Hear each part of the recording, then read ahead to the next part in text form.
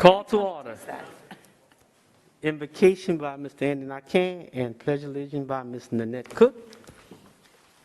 In the name of the Father, and the Son, and the Holy Spirit. Amen.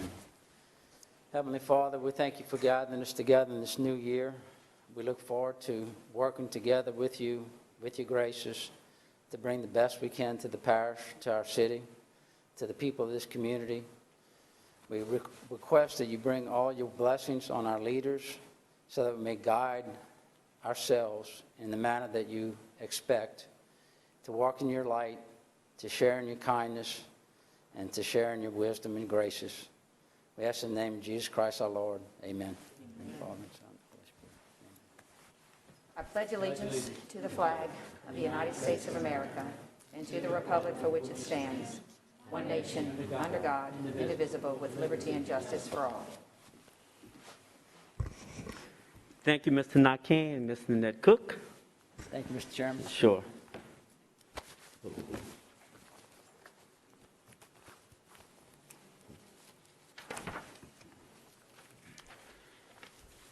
We welcome you to the City Council meeting.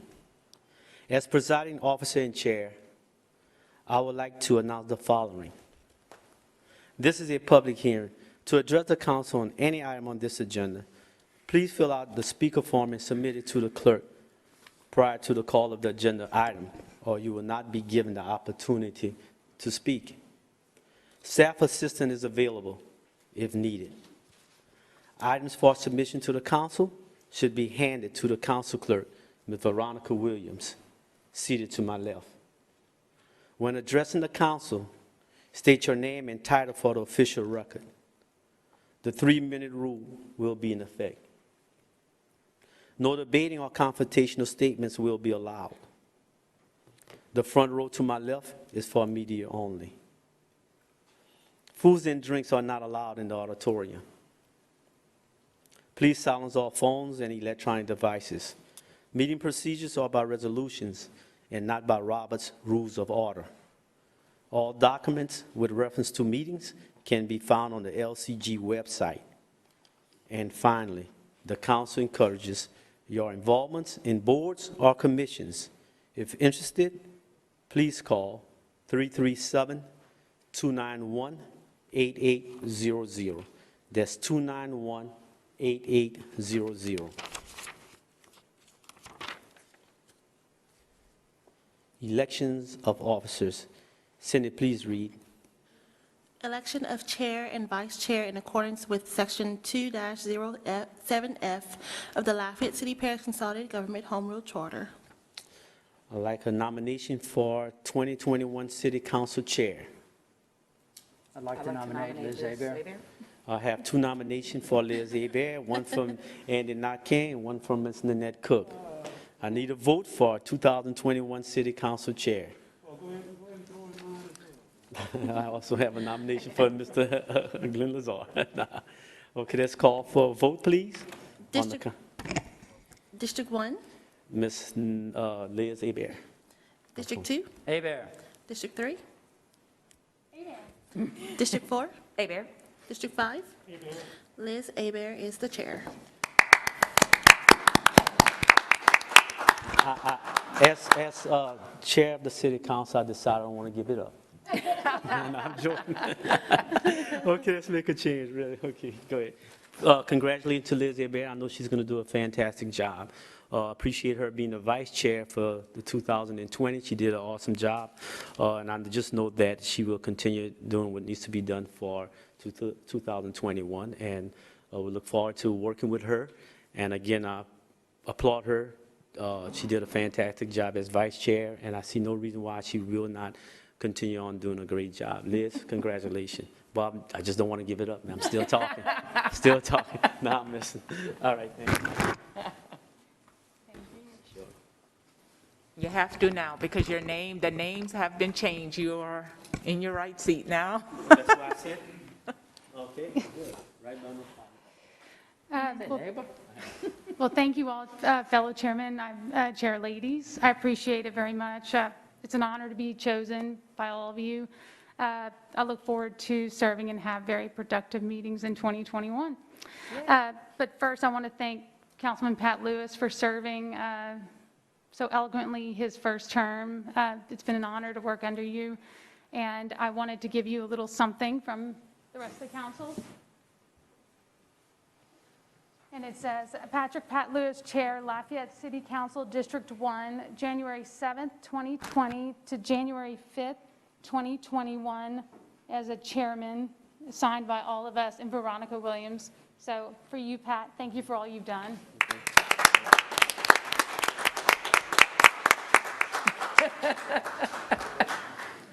You have to hold it the whole meeting, though.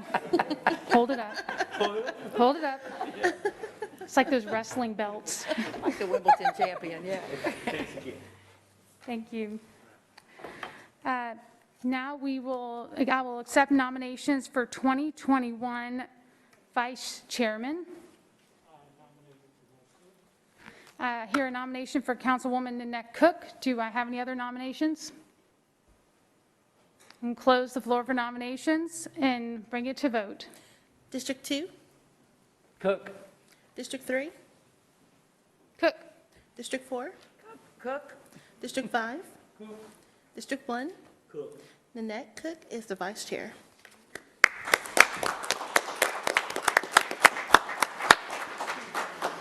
Girl power, watch out. These meetings are about to get really efficient. Look out. Don't get carried away.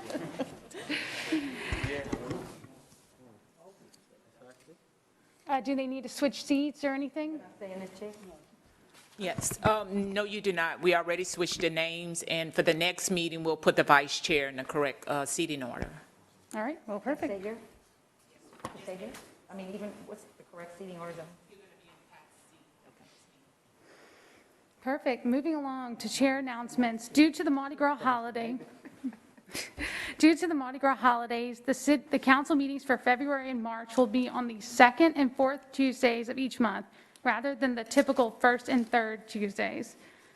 Item number 13, C0CO110-2020 rezoning, Development and Planning is requesting an amendment to make reference to the ordinance of the newly adopted Lafayette Development Code name instead of the former Unified Development Code.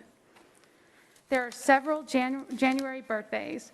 We'd like to wish a very happy birthday to Sidra Wingerner, Chief Administrative Officer, which she celebrated December 31st.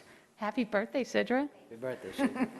I'd also like to wish happy birthday to Kayla Miles Brooks, LUS Fiber Director, who will celebrate her birthday on January 7th. I don't see her here, but happy birthday, Kayla. There are several on this date. I'd like to wish a happy birthday to Mr. the one and only Josh Guillory, Mayor President, to Hollis Conway, Community Development Director, and to City Councilman Glenn Lazard, who are all going to celebrate on January 8th. What?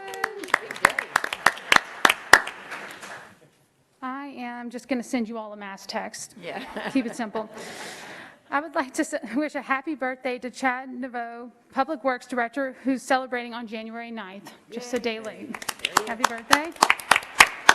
And then also, happy birthday to Sherry LeBlanc, Council Administrative Secretary, who celebrated her birthday on January 14th. So happy birthday, Sherry. Happy birthday.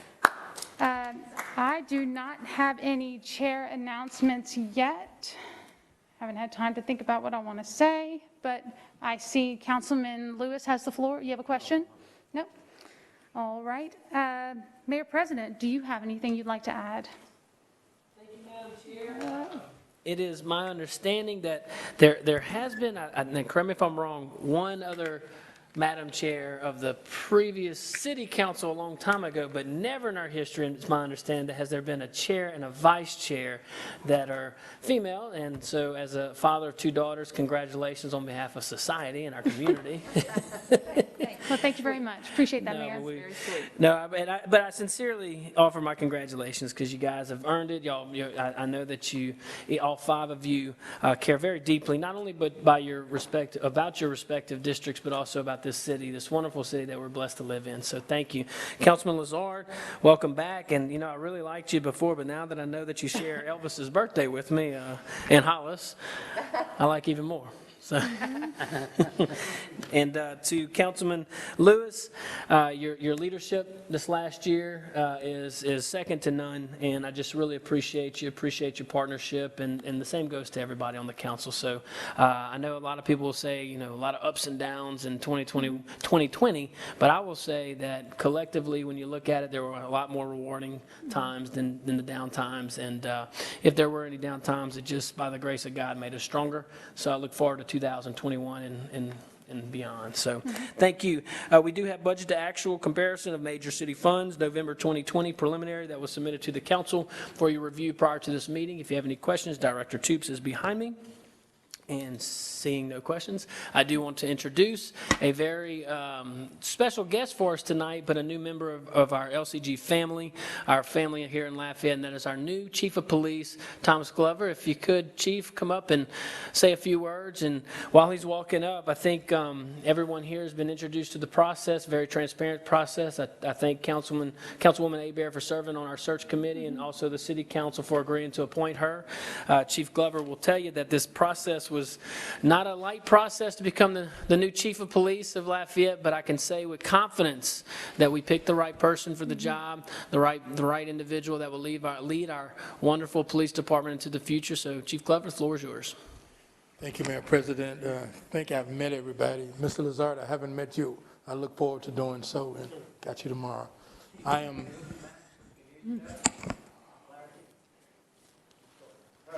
am extremely grateful for this opportunity and thankful for the privilege to serve this wonderful city. It's a great city. I love it. I told people one of the things that sold me on the city of Lafayette was everything that I'm used to is here, and that's Home Depot, Lowe's, and Walmart. If I got those, I'm happy. And you got all the great restaurants, good people, everybody speaks. I said this earlier at the parish council meeting. I hope to be here a long time. I'm going to do a great job. I've already started assessing the police department and those things that need to be changed and tweaked will, and there are some things that we need to change. And I look forward to hearing and meeting each of you on an individual basis if you have issues or problems that I need to address. Thank you. Thank you, Chief. Madam Chair, that is all I have from our executive report. Thank you. Thank you, Mayor. Appreciate it. Thank you, Chief. Executive sessions. Cindy, will you please read regarding us going in globo for the executive sessions? Shana Darby versus Lafayette Consolidated Government et al. 15th Judicial District Court, docket number C-2017-5556C, State of Louisiana, Parish of Lafayette. Antoinette Klump and Glenn Klump versus Mitchell Johnson, Lafayette City Parish Consolidated Government, and State Farm Mutual Automobile Insurance Company. 15th Judicial District Court, docket number C-2018-4990, State of Louisiana, Parish of Lafayette. Betty Valmore versus Jared Anson Brown, Lafayette City Parish Consolidated Government, and XYZ Insurance Company. Docket 15th Judicial District Court, docket number 2015-4861E, State of Louisiana, Parish of Lafayette. Harold Arsenault individually and as natural tutor of his minor child, Cohen Arsenault, and Donna Ledette versus Jared Anson Brown, Lafayette City Parish Consolidated Government, and XYZ Insurance Company. Docket number 2015-4862F, State of Louisiana, Parish of Lafayette. Legal, I'm going to ask for you to explain why these are executive sessions and why it's needed. Yes, Madam Chair. These matters involve pending litigations in which LCG is a party, and because of the nature of the claims and defenses asserted in these litigations, it's my opinion that discussion of them in open session will have a detrimental effect on the litigations or the bargaining position of LCG. For that reason, it's my opinion that an executive session is permissible and appropriate for discussion of these matters, and I recommend that the council go into executive session for that purpose. Thank you, Paul. I'm going to ask for a motion and a second to enter in executive session for matters related to items 6, 7, 8, and 9. I have a motion by Mr. Nakhan, second by Mr. Lazard. Council discussion? No. Okay. Okay, sorry about that. Ms. Williams, do we have any public comment? Yes, sir? No, ma'am. We'll have to get used to saying that. All right, then I'm going to call to go and enter an executive session. District 3, Yes. District 4, Yes. District 1, Yes. District 5, Yes. District 2. Yes. The motion to enter into executive session is approved.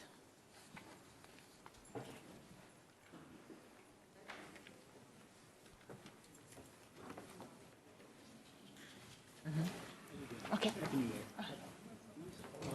Right on? Yes, sir.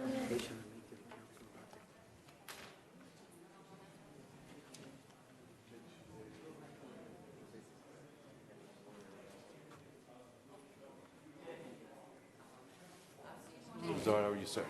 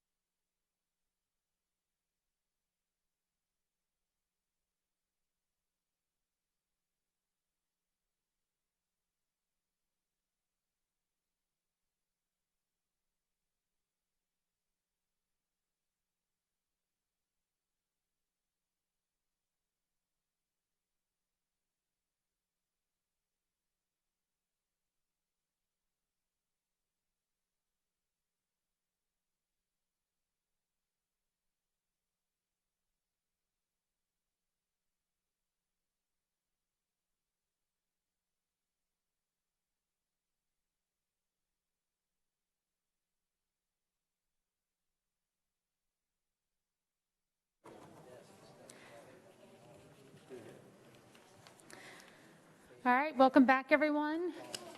I'm going to ask for a motion and a second to return from executive session and matters related to items 6, 7, 8, and 9.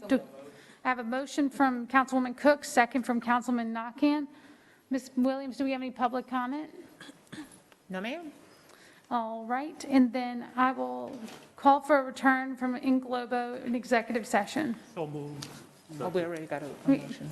I'm sorry. Voting. Go for a vote. My apologies. District 4, Yes. District 5, Yes. District 1, Yes.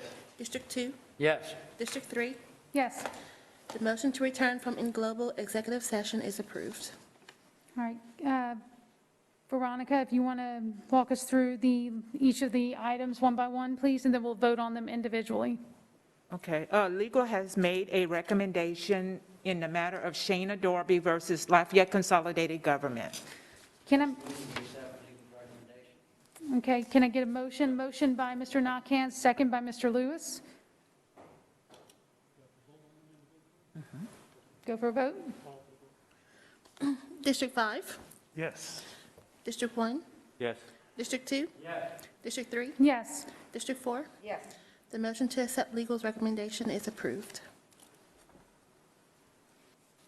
Legal has made a recommendation under item number 7 in the matter of Antoinette Klump and Glenn Klump versus Mitchell Johnson, Lafayette City Parish Consolidated Government and State Farm Mutual Automobile Insurance.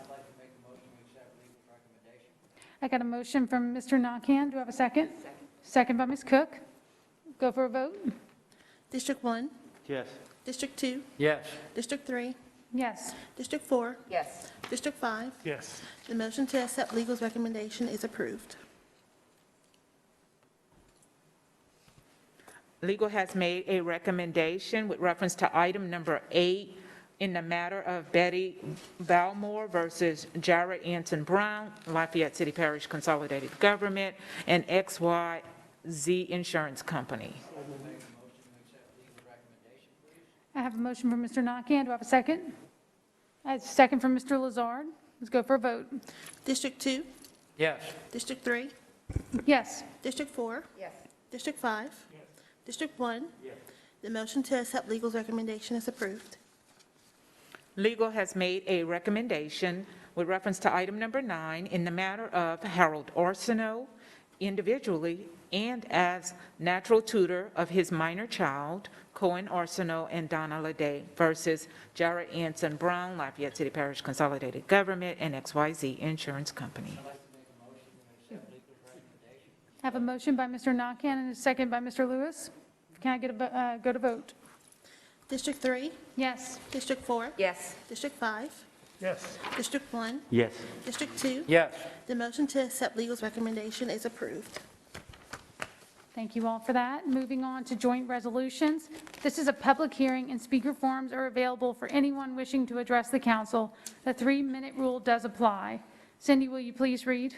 Joint Resolution 1, 2021, a resolution of the Lafayette City Council and the Lafayette Parish Council acknowledging receipt of and approving the fiscal year 2021 budget submitted by the Lafayette Convention and Visitors Commission. Do you have a motion and a second? Motion by Mr. Lazard, second by Ms. Cook. Do we have council discussion? Not seeing any. Public comment? No, ma'am? All right, let's go to a vote. District 4, Yes. District 5, Yes. District 1, District 2, District 3, District 3. Yes. The motion to adopt is approved. All right, moving on to report and discussion items. Cindy, will you please read? Update on Crime Fighters LLC cameras contract.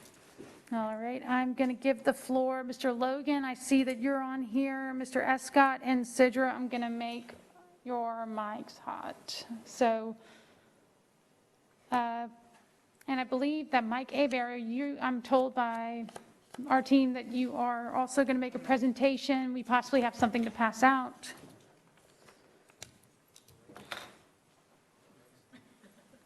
Both mics are available if you'd like. Thank you. Introduce yourself, sir. Good evening, members of council. Michael Abear, Assistant City Parish Attorney.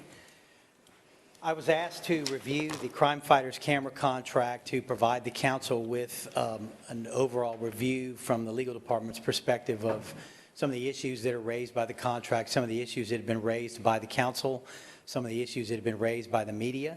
So I'm here to address those as best I can and answer any questions that you may have. I've provided you with a presentation that I'm going to go through, and I think it is somewhat self-explanatory, but I'm going to review some of the provisions of the contract with you.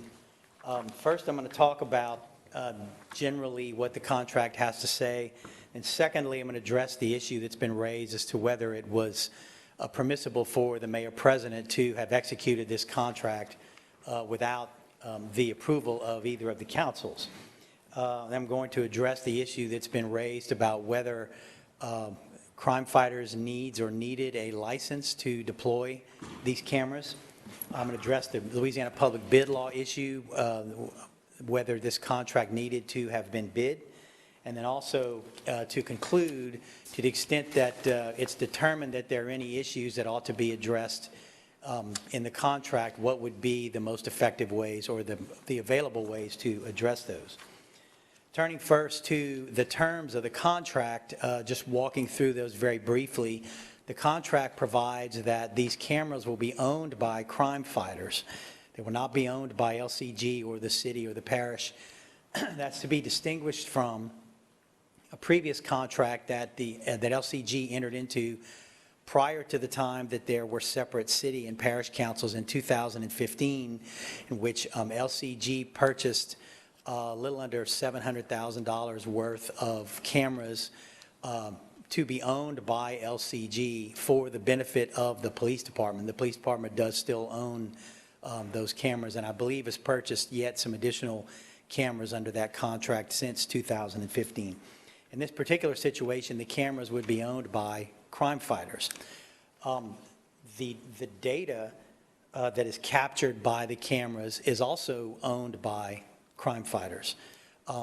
As we'll see in a minute, LCG has the right, a license to access that data, but the data itself is owned by Crime Fighters. What uses can be made of the data? The general principle, and I think the overarching principle of the contract, is that the use of the data is for law enforcement purposes only. There are some provisions in the contract that specifically address that.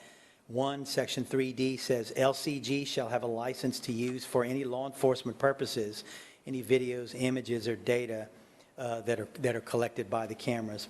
There's another provision, 3F, that says additional users for the cameras must be limited, their approval for access must be limited to law enforcement purposes. There are, though, some other provisions I think that's the general principle in the contract, and I think the best lawyer argument about the contract is that that's what the contract is, the use under the contract is supposed to be limited to.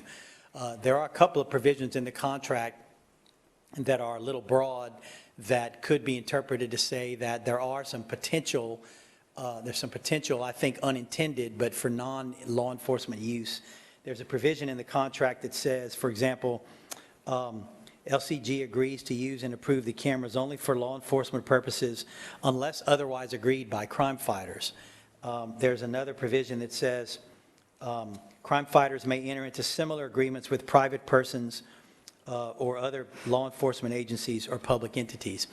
I don't think, my view, that that was intended to go outside the law enforcement purposes, but it is something that could be tweaked in the contract to clarify that. I think the overarching intent, and I know from speaking to the mayor-president, certainly his intent, that this be limited to law enforcement purposes only.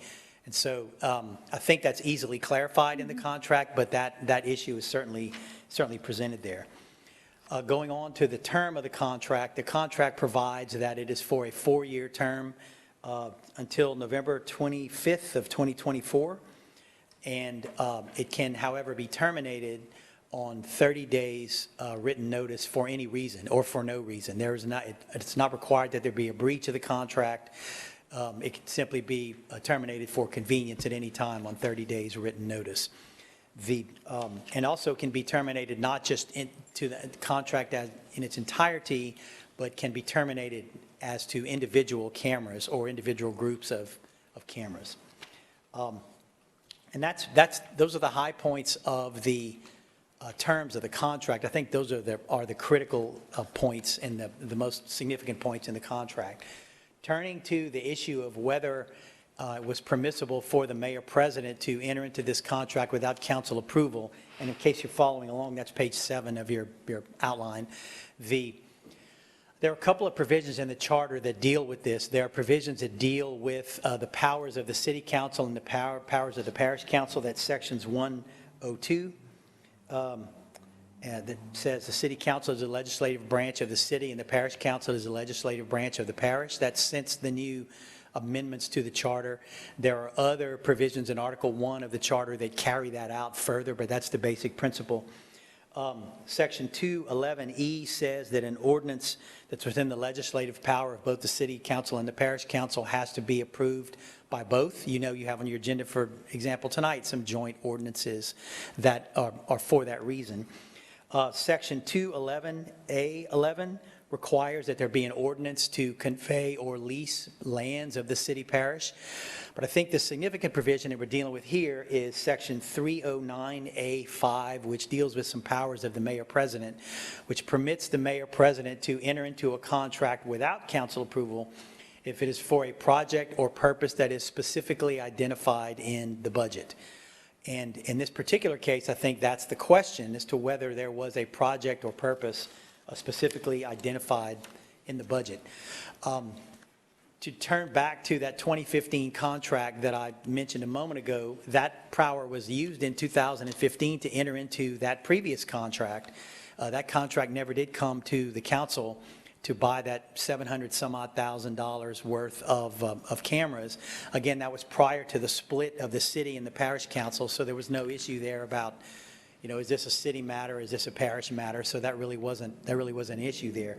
But there is some precedent for the use of this power specifically for this purpose. And in that case, it wasn't just the use of someone else's camera to access data like here. It was a straight purchase and a very significant amount of money.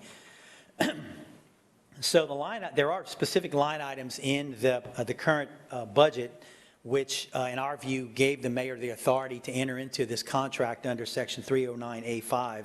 They are specified for you on page 9 of this outline. In the police department budget, under the patrol, there's a $4,000 item for utilities, traffic cameras.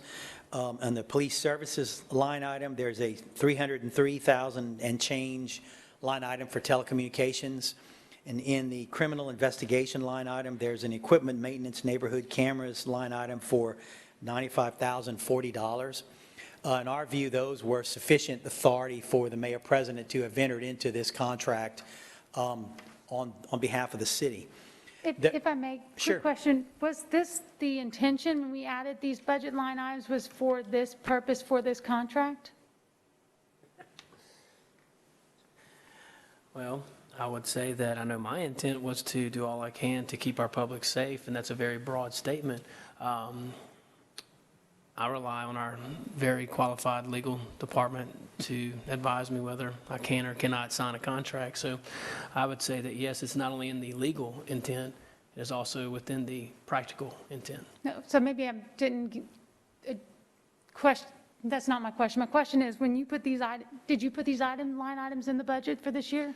We did together in my proposed budget, which you adopted. Right. So in your proposed budget, and it was for the intent because you knew you were signing a contract with this gentleman to do this? No, at the time. Or was this you put this in here with these numbers saying, I want to put cameras up? Well, the Because I good don't know news when you is this started wouldn't. discussions with Brooks, no, so no. I don't know. Yeah, no. So at the time, no, that I had no intent, or should I say, I didn't know the exact time in which I would execute this type of contract, but it presented itself. Legal said it was within the authority for me to do, so I did. Yeah. Okay, so you knew whenever you were making your budget and presenting your budget that you were going to enter into this agreement with this gentleman to put cameras up? Well, Councilwoman, I just said no. Well, you said yes and no, very attorney way. No, So I'm trying to No, I've been understand. very English. No? So I guess I'm just trying to understand. So you did not know is the answer to your question, that you were going to enter into an agreement with cameras at budget Well, time? that's a very twisted question, and here's why. Okay, Because this city, to include budgets that you approved for 5 years now, included the use of cameras to fight crime. right, Now, this is a separate entity that we're going to partner with. right. But in full candor, I did not know the exact time in which. But hey, look, this is healthy. This is a healthy discussion. I'm glad you brought it up. Good news is when we're talking about budget, unlike the example that Mr. Aber brought up, when I think a previous mayor president or city parish president at the time executed a contract to spend, I think, was it 700,000? That was the amount that was in the budget for the cameras. I think it was 680-something thousand was the actual amount. Line item, okay, so roughly 700,000. Yeah. Executed a contract to further that line item. I think this is analogous. Yeah. No, I'm just trying to better understand, because he's saying that these reasons give you the reason to sign the contract or agreement, is what he prefers to use. So I want to make sure I'm using the right words, is with Brooks Bernard and his company, Crime Fighters, is that's what this was, your intention for these line items was for? Whether it was, so Yeah, no, it wasn't. I've answered that question. Okay, no, that's all, I'm just telling you, that's why I'm asking. So, Okay, all thank good. you. We love conversation and dialogue, so, thank you. That's all I have. I Thank appreciate you. healthy and honest and candorous dialogue. That's what I appreciate. As do I. All right, Mr. Lazard, you have the floor. Well, actually, you kind of, the question that I was going to ask. You'll have to move your mic a little closer to, I know you don't want to take your mask off, but just moving it closer so it sounds a little muffled. Earlier when we were talking about going back to page, I'm not sure if you clarified it or not, going back to, let me go back to the page. What's the issue? Maybe I can help you find it. It's a word you use that really concerns me. You use the term supposed. We were talking on page 5, right? You use the term supposed to be used for law enforcement purposes only. When I hear as an attorney, when I hear the term supposed to be used, it kind of leaves it open if, so that really concerns me. I think you followed up by saying that the mayor's intent is that it be used for law enforcement purposes only. But that's not what's in the contract. Well, I think the point I was trying to make was that I believe that in reading all these provisions on this page as a whole, that the intent seems to have been to use it for law enforcement purposes only, but there's some language that can, and I think probably should be cleaned up to clarify that. And I guess as a side point to that, I was just making the point that the mayor president's made it clear to me that that's certainly his intention to do whatever he has to do to make sure it's clear that this is as clear as it needs to be, that this is for law enforcement purposes only. I don't know if I specifically answered your question. No, but that's it, yeah, that's it. okay. That's it, for now. Mr. Nakhan, you have the floor. Thank you, Madam Chairwoman. Could you get Ms. Toops hot, please? You bet I can. Thank you. In Though your mic regards is to the hot. question regarding the budget, and these certain line items are being pointed out just now, are these not normal line items in our normal budget? I mean, they're not an unusual occurrence. They are there usually from year to year, are they not? I believe that the use of camera equipment has been in the budget for a couple of years. in the And police department. telecommunications Yes, sir.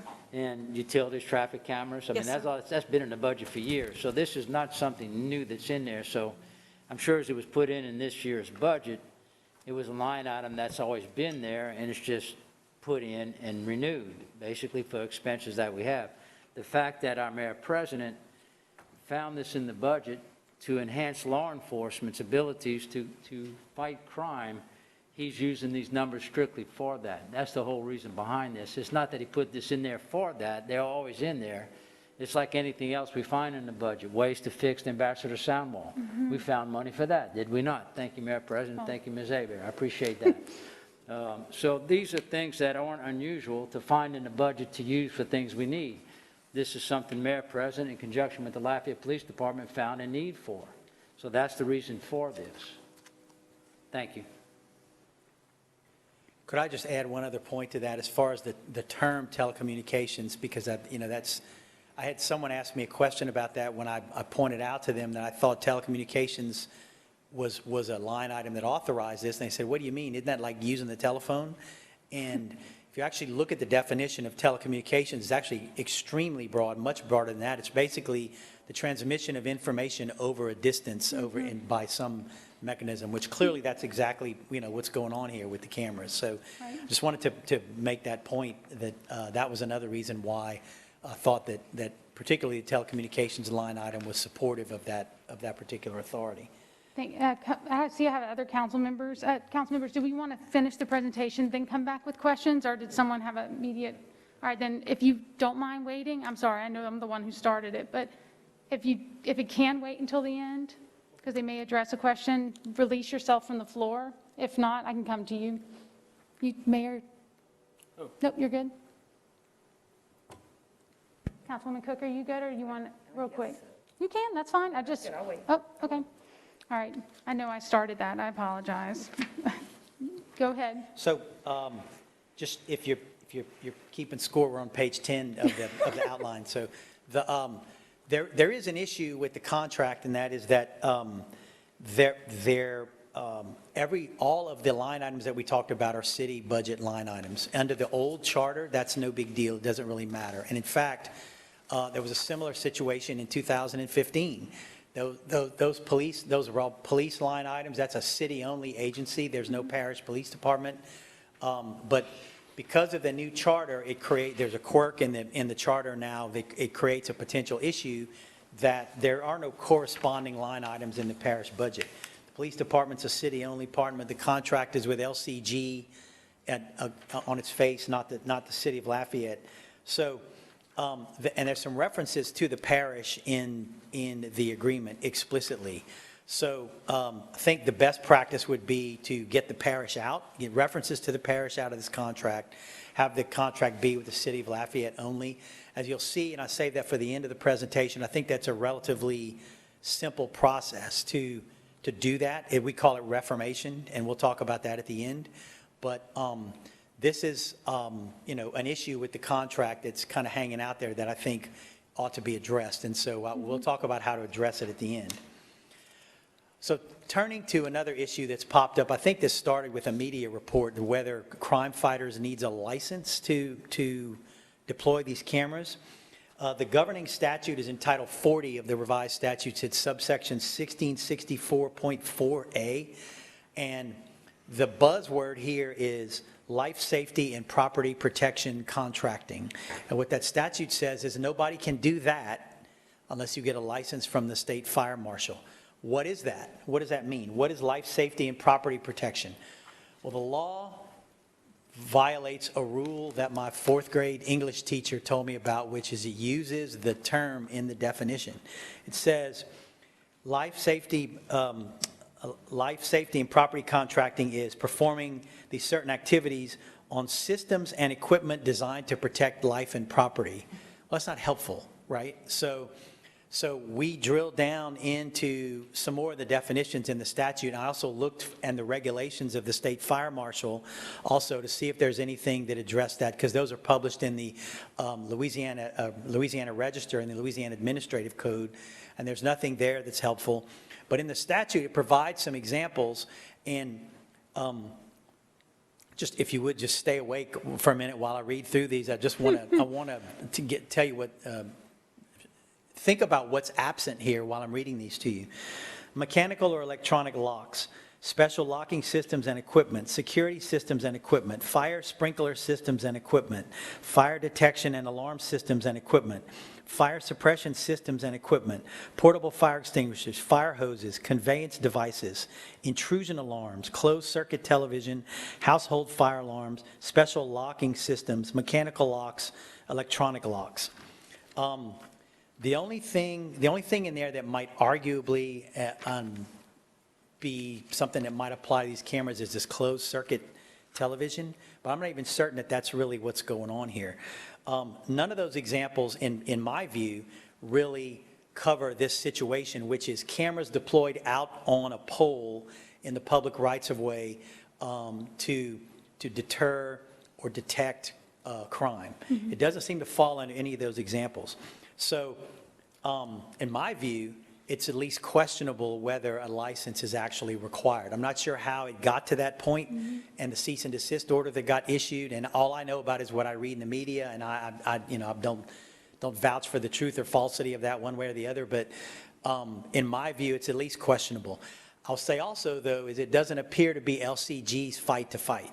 You know, that's something that I think Crime Fighters needs to address, and the best information I have is it's a relatively simple matter to get that license. So I think this can be made a relative non-issue by Crime Fighters just getting the required license, even though I tell you, quite frankly, I think it's questionable that that license is even required.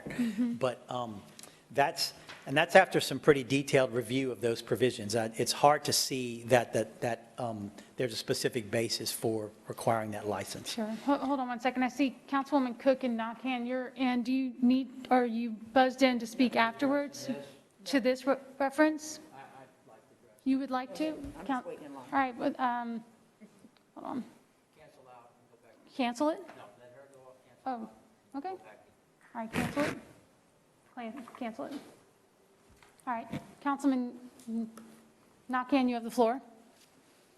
Thank you, Chairwoman Hebert.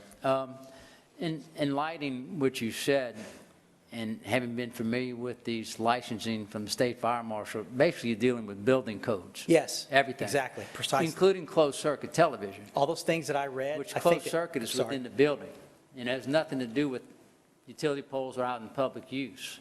So I see, to your point, there's no reason for licensing from the State Fire Marshal for this camera system, because it's not where a public can be endangered by being in a building and have to escape, and what about locks and fire protection and sprinklers, and it has nothing to do with that. It's just about strictly crime enforcement, public safety in that That's my regard. take on the issue as well. All right, just want to make sure I was clear.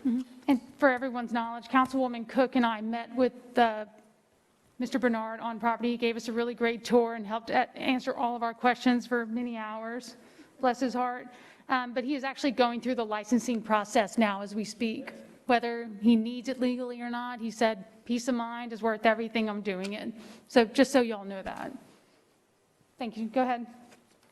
So the next issue is a public bid law issue. Why wasn't, does this contract need to be bid out? And why wasn't it bid out? The answer under the public bid law is actually very simple, that this is what the public bid law in cases that interpret the public bid law call a service contract. Service contracts do not have to be bid out. There's two kinds of contracts that have to be bid out under the public bid law. There's contracts for what's called a public work. Just think about, it's a construction contract, basically, a building, or there's other kinds of things, but a building is a primary one example of a public work, or a purchase of materials and supplies. And this is not either of those things. Remember that Crime Fighters will own these cameras. Crime Fighters will put up these cameras, and so we just have access to the data. So that is clearly a service and is not something that would be subject to the public bid law. And that's very well established in the law. So, I mean, that's not something that I think we have any concern about whatsoever. So turning to the final issue about what can be done to the extent that we think there are any issues with the contract, how can we address those? And the easiest way is what we call reformation, and I talked to you about that a minute ago. It's helped in this case by the fact that there's also in the contract what we call a severability provision, Section 9B of the contract. So when you put those two things together, what it basically says is that if any provision of this contract is found to be invalid or unenforceable, then the contract can be reformed, that is, automatically modified so that it complies with the law. And if you can't do that, then you can sever that piece of the contract off of the contract, just lop it off basically, and enforce the remainder of the contract without the piece that is unenforceable. So with regard to the parish comment that I made a minute ago, I think that's a very easy fix in that respect. I think we can reform the contract, or we could sever the parish piece out of it and make it a city-only contract. And remember that our view is the mayor-president has the authority under the city budget to execute this contract on behalf of the city. And since it's an LPD issue, really no harm, no foul there. As the LPD, probably has a tremendously more interest, and certainly the jurisdiction to deploy, to deal with those cameras in the city limits as opposed to outside of the city. So that's an easy way to address it. There are some other, in escalating levels of complexity, you could also amend the contract. The contract could be amended and, to address these issues. And remember, I said the contract can be terminated for any reason. The contract could also be terminated, and we could sort of start over. It doesn't really seem particularly necessary in this instance if we can address these other issues by severance or reformation. So that basically concludes what I wanted to tell you this evening about the contract, but of course, if whatever questions you still have, I would be happy to answer any of those. Okay, Councilwoman Cook, you have the floor. All right, thank you. Thank you, Mike. I appreciate you coming with this information. I just have a couple of questions and a couple of concerns, and really the most one is just the use of the data. And I think you kind of touched on that in terms of how we can maybe have some amendments or something put in there that would make it a little more secure. The fact that we're using our polls and we are allowing this private company to have access to our polls for this information that we're going to use, which will be, beneficial. I mean, I'm not opposed to cameras, and after visiting with Brooks yesterday, I mean, he's got a setup. I mean, we saw some very interesting things that he picked up on his cameras. So there's value in it. I understand that. I guess what I would really like to see is some better language, like Mr. Lazard was talking about, the supposed to thing. I would like to see better language that really, only allowed, law enforcement to have access to this and crime fighters not to be able to take that information and do whatever he wanted to do with it. And while I understand that, we asked him, would he give it away to anybody? And he was like, oh, no, it's just going to be for, for the police department and the sheriff's department and for fighting, those kind of situations. But, I'm not saying he was lying. I'm just saying I would like to have a better protection for our citizens, that we knew exactly where that data was. And then the other thing is, what happens with a lawsuit? What, are we liable in any way that, the cameras on our polls, and if someone maybe sues him based on this information or for this information, are we held liable for any of that? Are we dragged into a lawsuit since we are involved with him, with the use of our polls? It's always possible. There's some case law that deals with various aspects of that. I think that if, and we have experienced that in the past with regard to some of our traffic cameras that we already have, and some of the other cameras that we get subpoenas, we get public records requests, we get even, dragged into lawsuits seeking information or pictures or video or data from some of those cameras.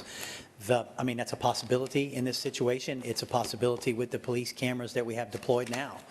And those things happen, and this would certainly expand that possibility. But I feel like we have more security with the cameras, because we own those cameras now. Right. But these we will not, and I guess that leaves it a little bit maybe more wide open. So I guess my question to you, is there a way that we can put in this contract, can we do something to indemnify ourselves, or to where we're not held responsible, or?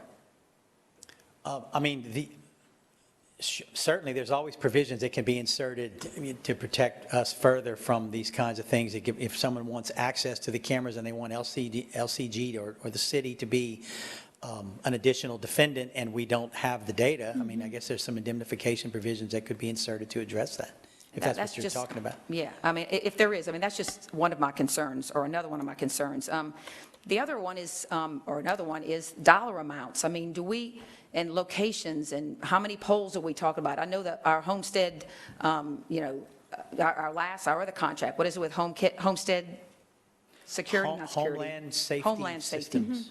Homeland Security System. Okay. No, Homeland Safety System. I know, I keep calling Homeland Security, but basically, in that contract, there's a list of, there's dollar amounts listed, so we knew what we were getting into. There's also locations and polls. I mean, again, I guess just more information, and maybe you don't want to put that out there. I don't know. Is there a security issue that you don't want to put out there, where your polls are going, where they're going, just for crime fight? I don't know. I'm asking. But I guess I don't find that this agreement had enough information for us to understand, you know, what the cost was going to be. I mean, you know, we got some numbers from Brooks yesterday, maybe, what, 70 a poll or something along those lines? I mean, but I don't know if you know, I would like to know just kind of a ballpark number. I know what we have in the budget that we're talking about using that money for, but I guess, you know, if there was some way that this agreement had, you know, a dollar amount or at least a ballpark number, so we kind of knew that it just seems very open-ended to me, like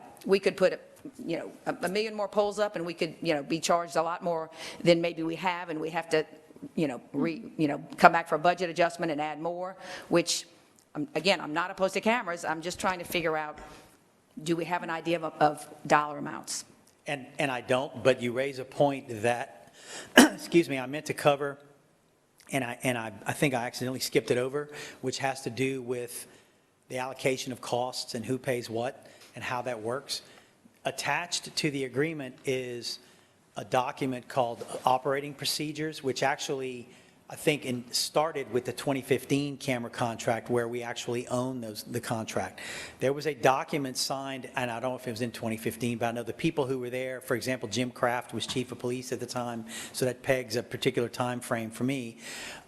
He was not here after 2016, so it had to be sometime before that. It's not a contract because, you know, departments can't enter into contracts with themselves, of course, but it's a written understanding among LUS, LPD, and the Department of Public Works about the 2015 cameras from the Homeland Company and who would pay for what for those things to be deployed. And what it basically looks like is a pole attachment agreement. It looks a lot like our standard LUS pole attachment agreement. There's a pole rental fee.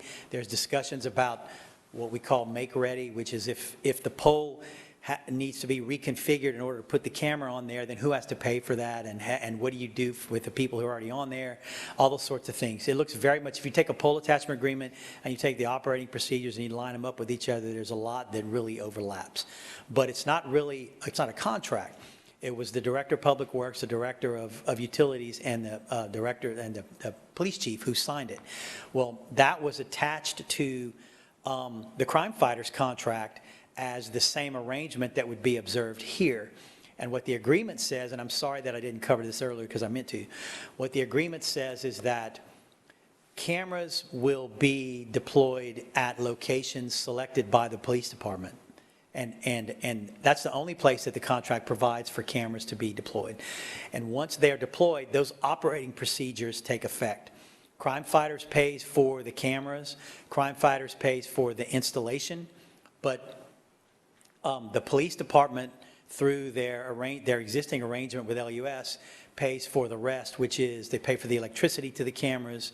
They pay if whatever, either fiber service or cell phone service or whatever is necessary to the cameras, then the police department will pay for that. If it's LUS fiber, they pay LUS fiber, which is consistent with the current operating procedures. But the overall dollar amount that is expected to be incurred as a result of that, I don't know. Okay. I can live with that, I guess, that answer. But, yeah, I guess that still concerns me, just, you know, what we're talking about. But I do understand that the police department is going to determine where they're going based on crime or based on issues that, I mean, just based on their knowledge of what they understand in the area. Whatever criteria they determine. Okay. Can you just explain to me how a franchise differs from this in terms of, I mean, I know that franchise agreements have to come before the council. This would not be a franchise-type agreement with this. No, not really. A franchise is the right to occupy the public rights-of-way, and you actually have one coming to you in a couple of weeks. I'm actually working on it this morning, but it's even people who have a franchise companies that have a franchise, if they want to attach to our polls, they have to sign a separate poll attachment agreement.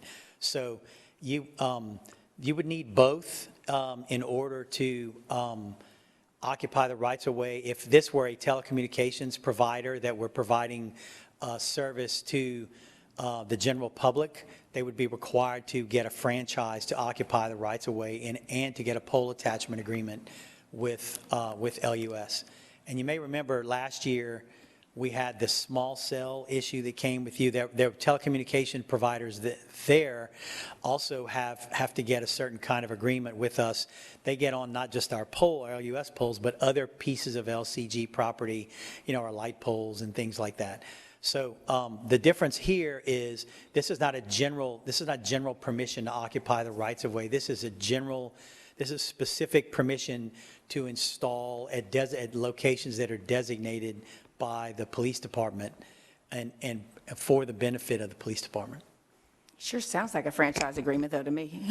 I mean, I'm not a lawyer, but yeah, I mean, what you're saying is they're attaching to our poles, using our rights of way, and they're providing a service. That's not a franchise agreement? No?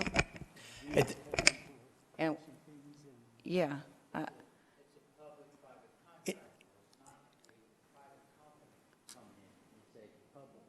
We have some It's a control. private company coming in, though. Yeah, we have control over where they deploy, specifically where they deploy. Unlike with a franchisee, we give them general carte blanche to go out in the rights of way wherever they see fit. I mean, there's other things they have to, when they go in a certain spot, they have to let us know so we can go make sure they're doing it in the way that we approve, but it's just general permission as opposed to this particularized areas that the police department determines that the cameras can locate.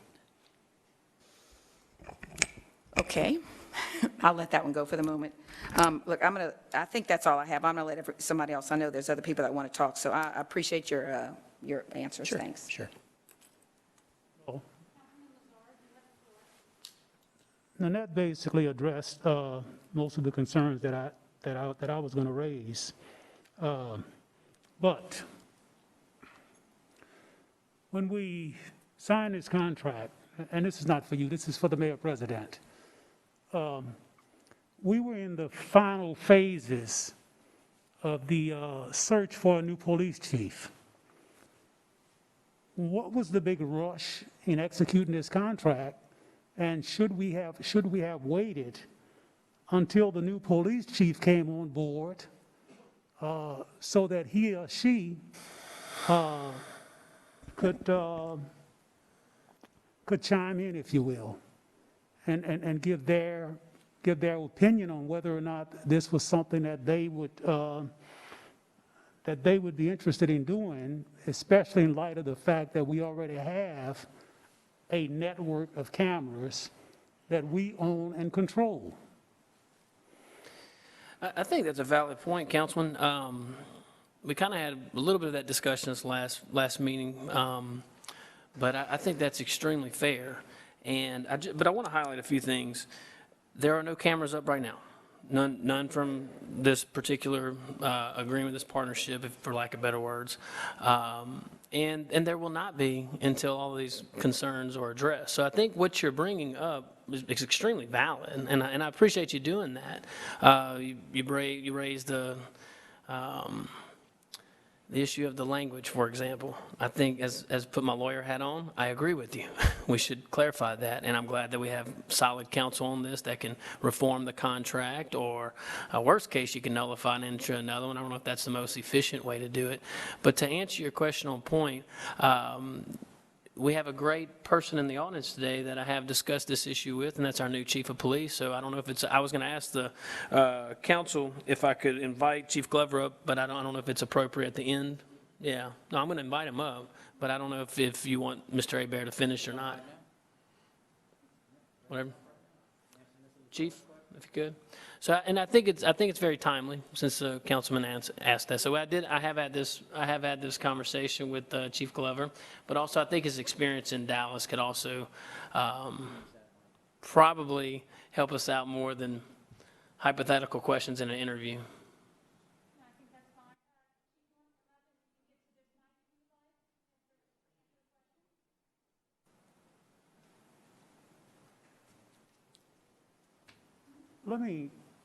let me clarify the question, okay? Certainly we want the chief's, his opinion on it. Sure. But the question was, what was the rush? And should we have waited until the new chief came on board to get there, not after the fact, but I'm talking about, prior I to understand. entering the contract? I understand. The way that I view this, Councilman, is directly no is the answer.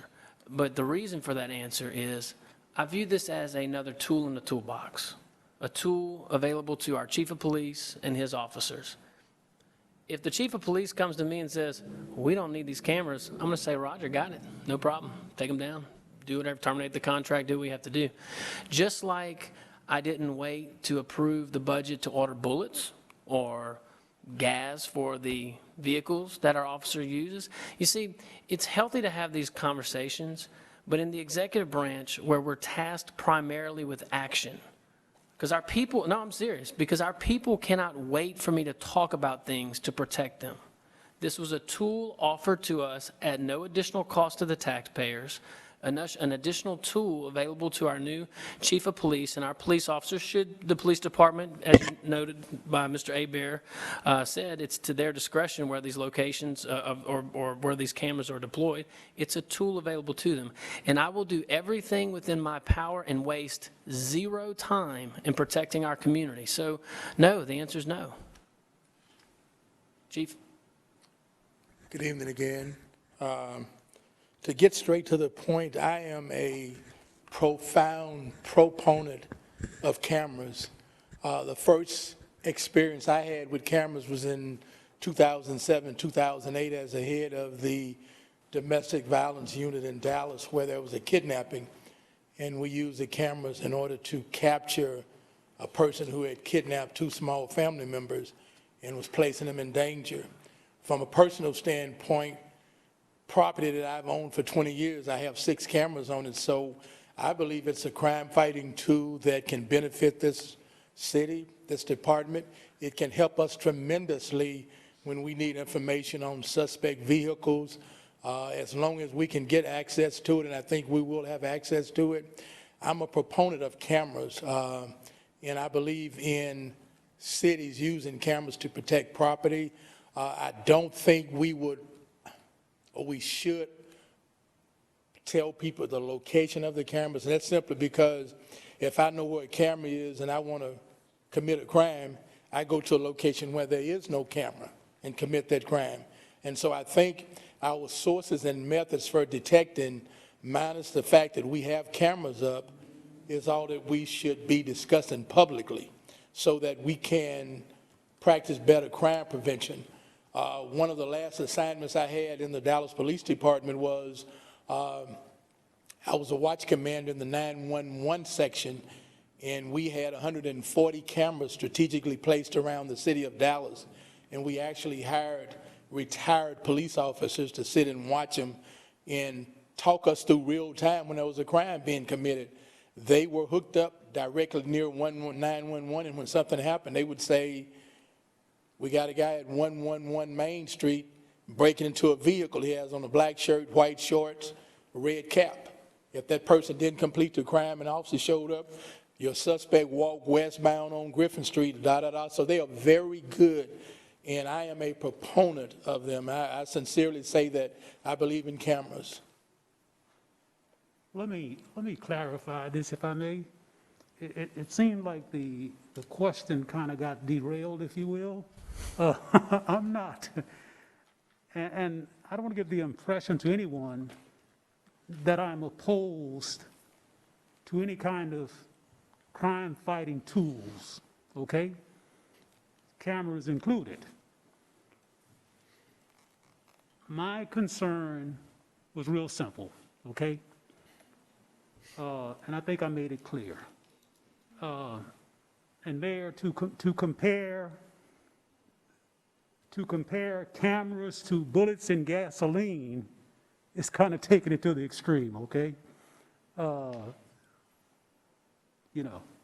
I'm not opposed to any legitimate crime-fighting tools. and I certainly recognize what your duties and responsibilities are, okay? So let's not go off track with that. So my question was real simple. It's just my opinion that as a courtesy, we were in the final phases of a search for a new chief, and in my opinion, we could have waited until we got the new chief on board. That's it, my opinion. And your opinion is highly respected by me, and we respectfully agree to disagree, but you can disagree without being disagreeable. So I appreciate you. Thank you, Chief. Thank you. Is that it? Oh, Right in the back. I'm gonna conclude. So my concerns remain, and that is the ownership and control of any images that are captured, or whatever the case may be. That's a grave concern for me, that we have a private individual, a private company that has exclusive control of the ownership and use of any images. You know, it's totally different if it's owned by the city. The city controls the use, distribution, or whatever of any images captured. Totally different. You know, so that's a very grave concern for me. You know, I think so I think we need to be very careful when we're dealing with private entities, if you will. And I think this contract, in all honesty, is what I would call, or what we'd call, an onerous contract, you know, in my opinion, from the standpoint that it's tilted way too much in favor of one side, and that side not being us. Well, again, the concern, I think, is shared by everybody, as it should be. The concern to protect privacy should be a great concern. I've expressed that to the legal department from day one. I was the one that asked for the contract, because I wasn't just going to let someone just put cameras on a pole, okay? Mainly for that reason. So there are built-in protections. However, since we have to address the contract anyway, I think it doesn't hurt, as we're doing the reform in the contract, to go ahead and beef up those provisions even further, and just be very expressive. I disagree with the onerous analysis, but again, we can agree to disagree. Or if it is onerous, I think it's tilted in our direction. We pay $0 additional to this. But again, I understand the intent of your statement. Not if legal action arises as a result of it, and you know, not if, then it doesn't work in our favor. Again, your intent, in my opinion, very, very crystal clear and shared by this administration. Protection, I got it. Okay, so do we intend to address that in terms of some kind of indemnification clause or provision or something? I'll defer to legal on the indemnification, because I think that's a long legal I'm directing discussion, but I I'm love directing the it. question to legal. In terms of execution, it's a simple matter to address. In terms of negotiation, I don't know, I wasn't involved in the original negotiation, but I certainly understand the concept, and we've done it many times, and happy to follow whatever direction I'm given. And if that's the direction, I have no problem with it whatsoever. Who can amend the contract? We talk about amending the contract and all the things. Can the council members suggest amendments? Does that need to come to the council floor in form of a resolution and ordinance? Can the mayor only do it because he signed a contract? Who can amend it? Well, And how do we do that? Good question. It's another one of Great those question. odd quirks in the charter. I think that the mayor president can do it because he has the authority. I mean, on the city side, remember, I think the mayor president can do it because he's got the authority in those line items in the charter that we already described.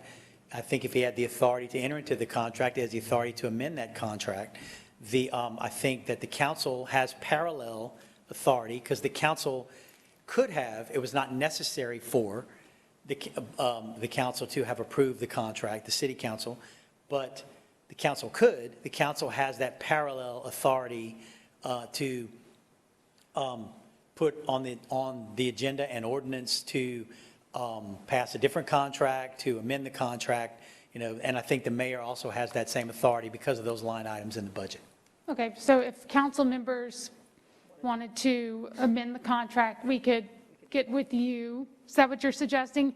If any council members wanted to amend this contract or offer amendments, they would contact you to offer up the amendments, and there would be a red line ordinance on this contract? Is that what you're saying? That's one possibility, that's one way to do it. The other way to do it is the mayor could simply do it. Or we tell the Yeah. mayor, this is what we Yeah. would like for you to amend, because you and I have a meeting tomorrow, so I had some things I wanted to run by you. You're suggesting I do it that way, but ultimately, it's up to the mayor in that case, whether or not he wants to put it on there. And I welcome anybody's thoughts. Again, when we put this as a discussion item, remember, I initially said offer a resolution, but I think Councilwoman Cook said keep it as a discussion item. I'm glad we're having a discussion. This is healthy, this is good. And again, I assure you, until all of these questions are answered, I'm not even approving putting cameras on the poles. I think this is a healthy dialogue. So Right. Councilwoman Abear has a meeting with me tomorrow. I offer once a month meetings, if not more, to each council member, and I'm available at times that are convenience to talk both of us outside those monthly meetings. I believe dialogue is healthy. I've evidenced that. I've done that in the past, so have you, and I appreciate that. So yeah, just keep the suggestions coming. Perfect. So council members, any amendments that you want to make, please reach out to the mayor, and then he can maybe present us with something, a final contract that he plans to amend. No objection to that. All right, perfect. And I also encourage you, Mr. Bernard did a great job with Councilwoman Cook and I, giving us a tour, answering all of our questions. So and the mayor gave us his phone number. So please, I encourage you to go meet on site, go meet him if you're able, and tour the facility and get a better understanding of it. It certainly opened my eyes to quite a few things, so thank you. Are you done, Mr. Lazard? Yeah. Okay. Mr. Lewis, you have the floor.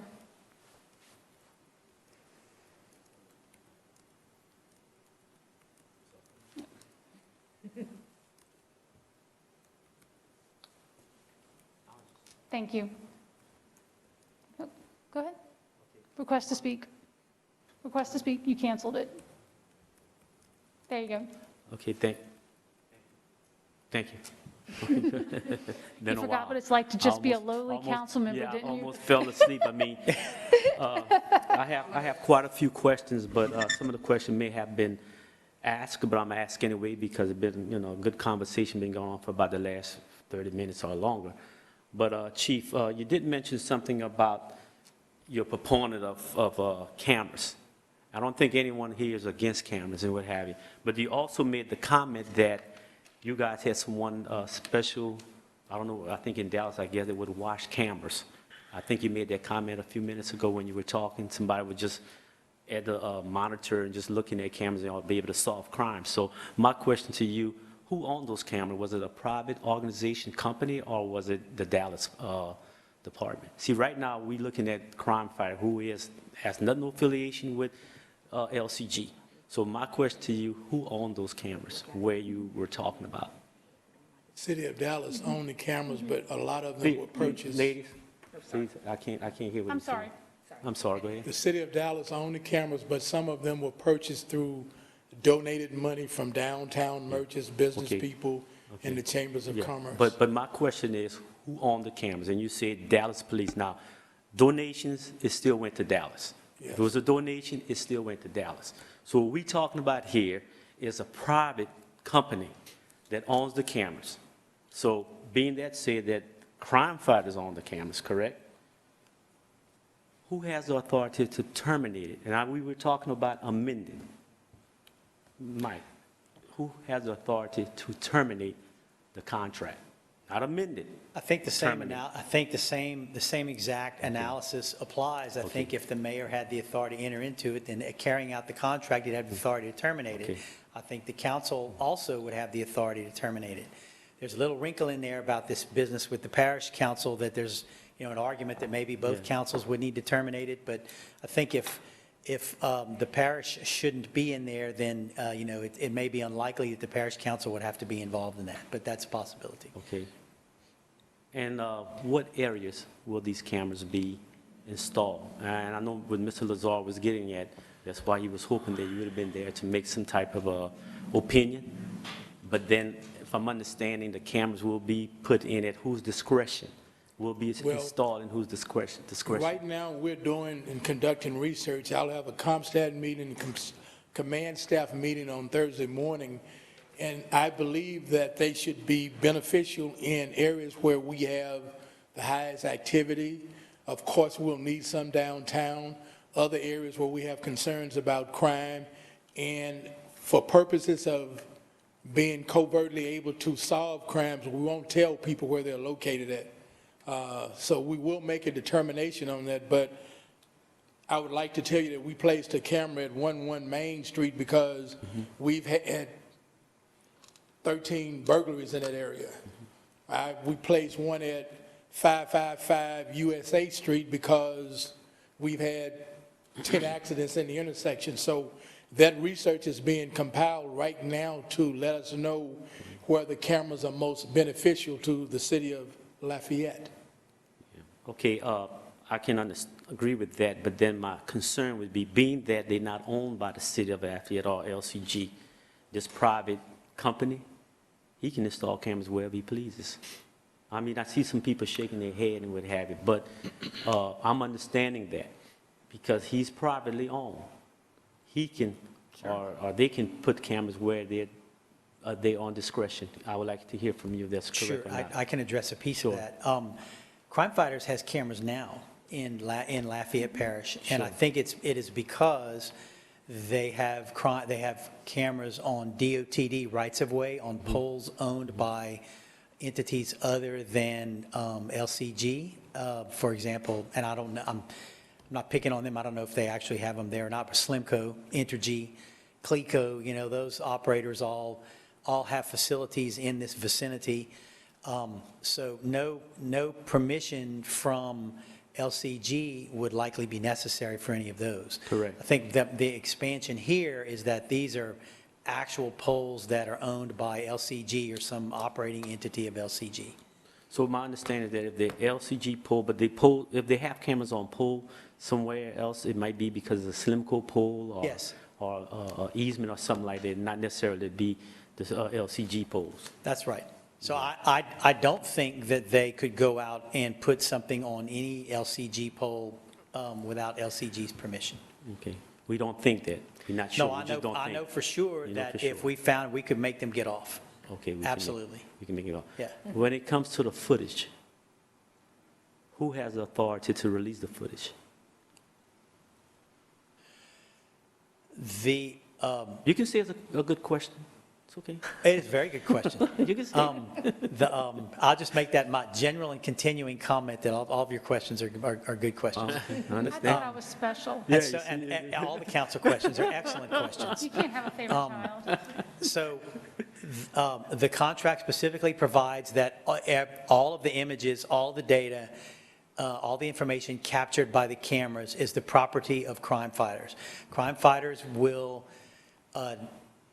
designate users that are approved by LCG through primarily the police department for those images to be released. And that's how that process works under the contract. So let me make sure I'm understanding correctly. The footage belongs to crime fighter? Yes, sir. Correct, belongs Yes. to them.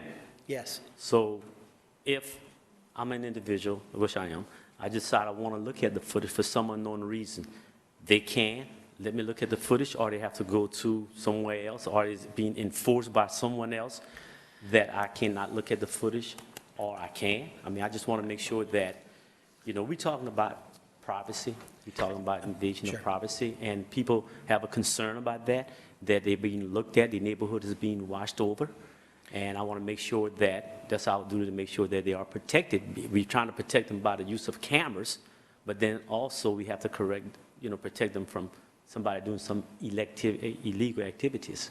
Yeah, I think that goes back to the law enforcement purposes discussion that we had earlier. I think the idea of the contract was that uses would be for law enforcement purposes only, but it would be nice to shore up those holes that I discussed in the contract to make that crystal clear that it's only for law enforcement purposes. Okay. If someone or neighborhood subdivision would like to have cameras, or they feel there's illegal activity that's going on in the neighborhood, who would they ask to install the cameras? Would it be crime fighter? or So I would it can be- actually answer that part of, Okay. so would it- Yeah, I could that's do why it. I'm saying it's so important to go Yeah. meet with the gentleman, is that's one of the questions Nanette and I asked. He said his plan, unless the police department said, this neighborhood has a lot of crime, there's a need for it. Yes, it can go in residential areas, but it's got to be identified by the police department. His end goal is if I'm going to pick on my district, Fernwood, River Ranch, Broadmoor, Greenbrier, any of my people, Palm subdivision, if they said, we've got so much crime, we've got so many burglaries, we want cameras, he can reach out to those neighborhoods, HOAs, and say, you can purchase cameras through me, and I pay a monthly fee, and the police department gets access to that. That's his next steps and his next goals, to reach out to residences and businesses as well. And Councilwoman, I'll echo that. You're spot on. So deployment for law enforcement purposes, as Mr. Abear alluded to earlier, has to be approved by LPD. It goes by LPD. Locations are approved by, which is also LCG, but LPD, Lafayette Police Department. The homeowner association is a different wrinkle. It has to be paid by the homeowner association or the private citizens. But here's another little caveat. LPD would have access under this to those particular cameras, that footage, just like they did. And look, I don't want to jump into your time, so I have a few little points, but I'll wait till you're done, Councilman. No, I just want to make sure that some of these questions are asked and make sure that they are answered. I'm sorry. Again, Chief, I appreciate that what you are telling me, that it makes me look at this a little differently, because, not say differently, I was pretty much on point, because what you are saying is that Dallas Police Department really own the cameras. And then our big discussion that we have, and now we've been having, is that it's a private company that owns these cameras. And, that's where I think the whole problem is, because someone is coming in from a private sector and would like to have access to, what goes on in someone's neighborhood or whatever. And it's not solely the way it was before, where the police department or LCG owned everything. And if anyone had a problem, we know the police department was the one that we go to. But now as individuals, kind of feel uncomfortable when you go into a private organization to get footage. You don't know who's working there. They're not police officer. We talk about license. They may not be licensed. I don't know if the license is necessary for the workers, but there's things that goes on no matter where you work at. So I'll just give her the floor for now. I know other people may have questions, but that's my concerns. Thank you. All right, thank you, Madam Chair.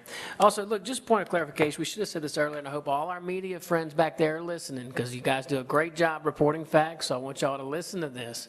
We already have contracts with third parties. One company, and the CAO can correct me if I'm wrong, is Axon, right? Axon, yeah, the body cameras, body footage. We don't own, we got your cameras, is that what you said? Dash cams, I was about to say. Dash cams, body cams. These are not owned by Lafayette Consolidated Government. I hope our councilman knows that's not owned by Lafayette Consolidated Government. These body cams, that's not owned. Dash cams not owned by Lafayette Consolidated Government. We have a contract. And in that contract, there is protective language, okay? So, again, the points that Councilman Lazar, the two councilwomen, Councilman Lewis, Councilman Nakane, everybody, you're making good points. My point is, I'm not putting these cameras up until those are absolutely crystal clear, addressed in the contract. Again, I want to reiterate, I'm the one that demanded the contract because I have the same concerns you have. So this is not uncharted waters where this is the first time a municipality, specifically this municipality, has used third-party contract to use video. Budgets that y'all approved in the past, multiple years. Now, Also, we already, correct me if I'm wrong, Chief, I don't know if you were briefed on this today, the two councilwomen that took up Mr. Bernard's offer to go see.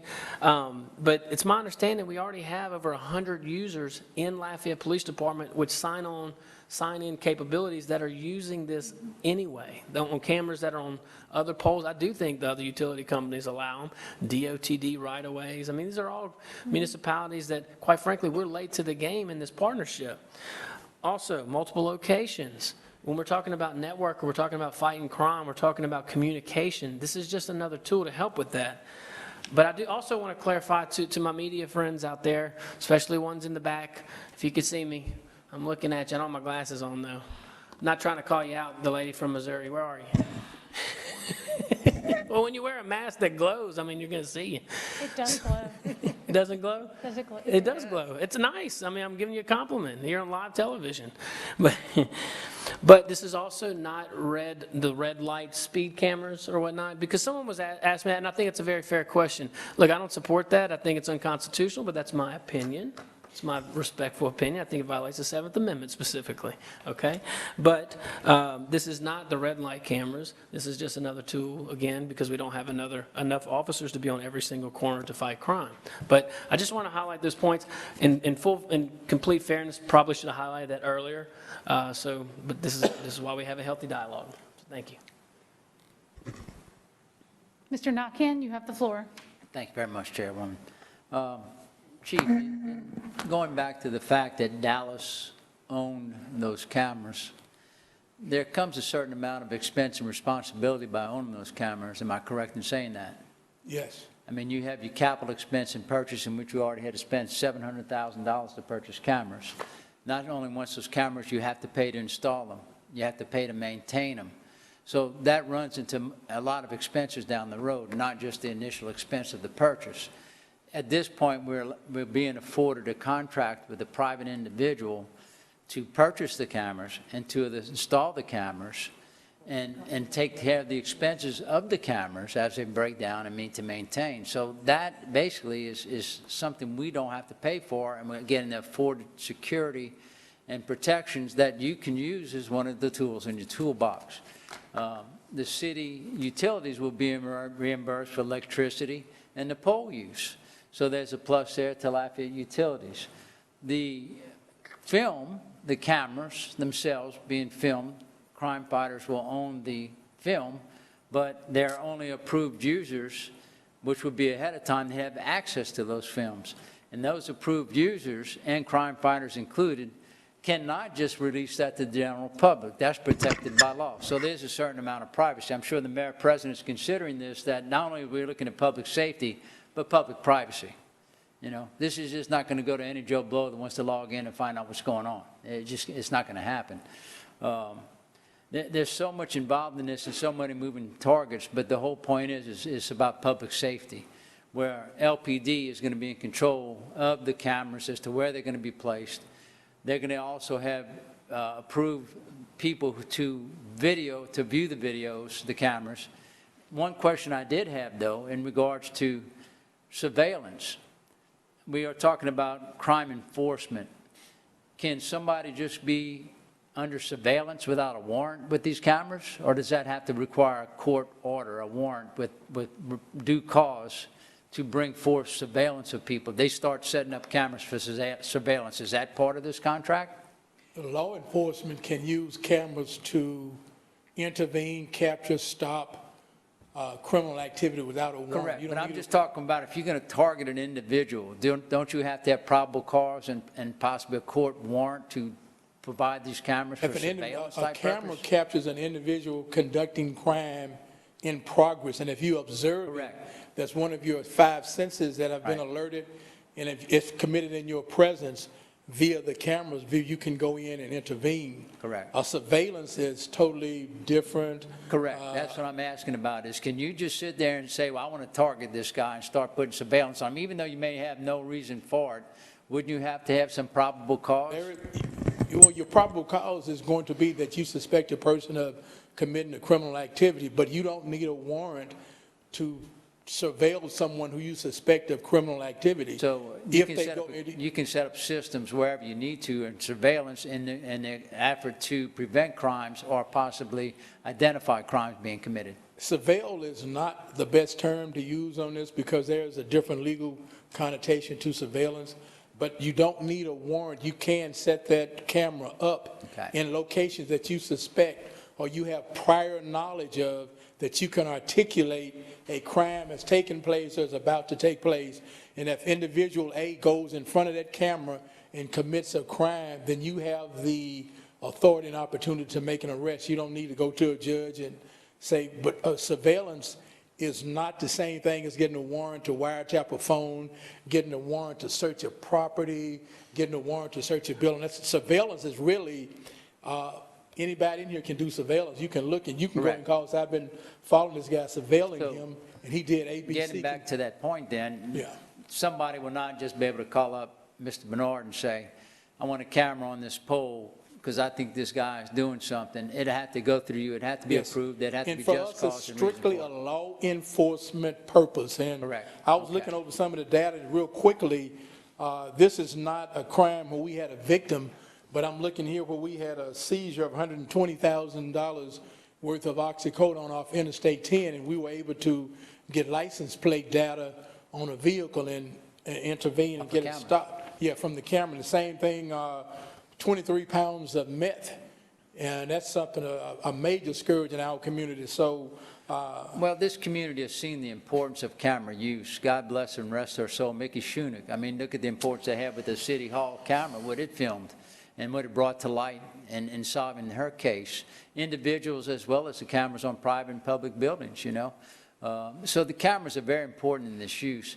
I just don't want to, I wanted to make sure to satisfy these concerns people were addressing to me that this would not be used as a targeted surveillance against individuals by individuals. That people are worried about that. They're sitting there worried, well, they're going to come want to look at me and look at my house. Well, it's not going to happen unless there's a reason for it, unless there's crime being committed, unless there's reported crimes, there's probable cause, as I like to say, to put up a camera. And that's going to be run through LPD. That's not going to be done independently by anybody else. Those are the things I wanted to address there importantly. Privacy, you know. There will be a certain amount of privacy expected through this system. And also, we're going to gain the public safety. That's all I really have for right now. I just wanted to clarify that, because there were people concerned about privacy. And also, Councilman, just to add, because I think that's a very good point that I hope everybody that's watching pays attention to. Our Constitution protects us from that as well. So there's a difference between surveilling and doing normal police work, as the chief alluded to. But our Supreme Court has opined on the Constitution, interpreting that in a case called Katz, K-A-T-Z.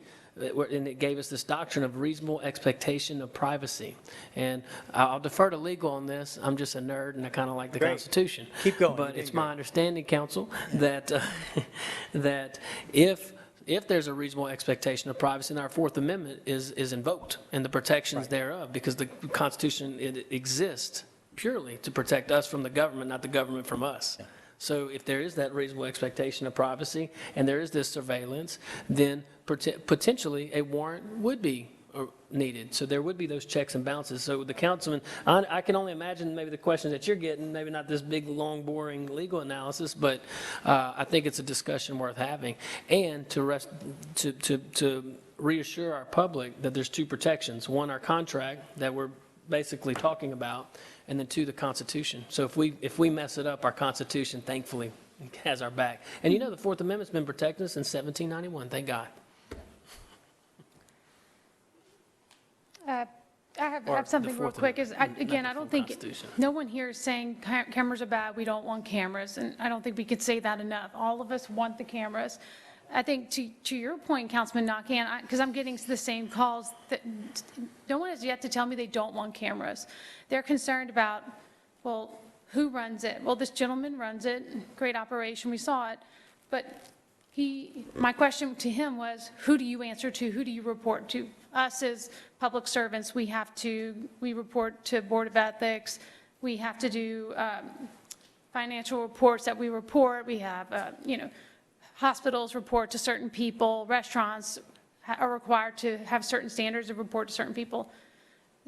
My question to him was, who do you report to? Who is your, a person that regulates you or makes sure that you are not abusing the system? I'm not saying he will, but everyone reports to someone in some industry, right? And he said, no one.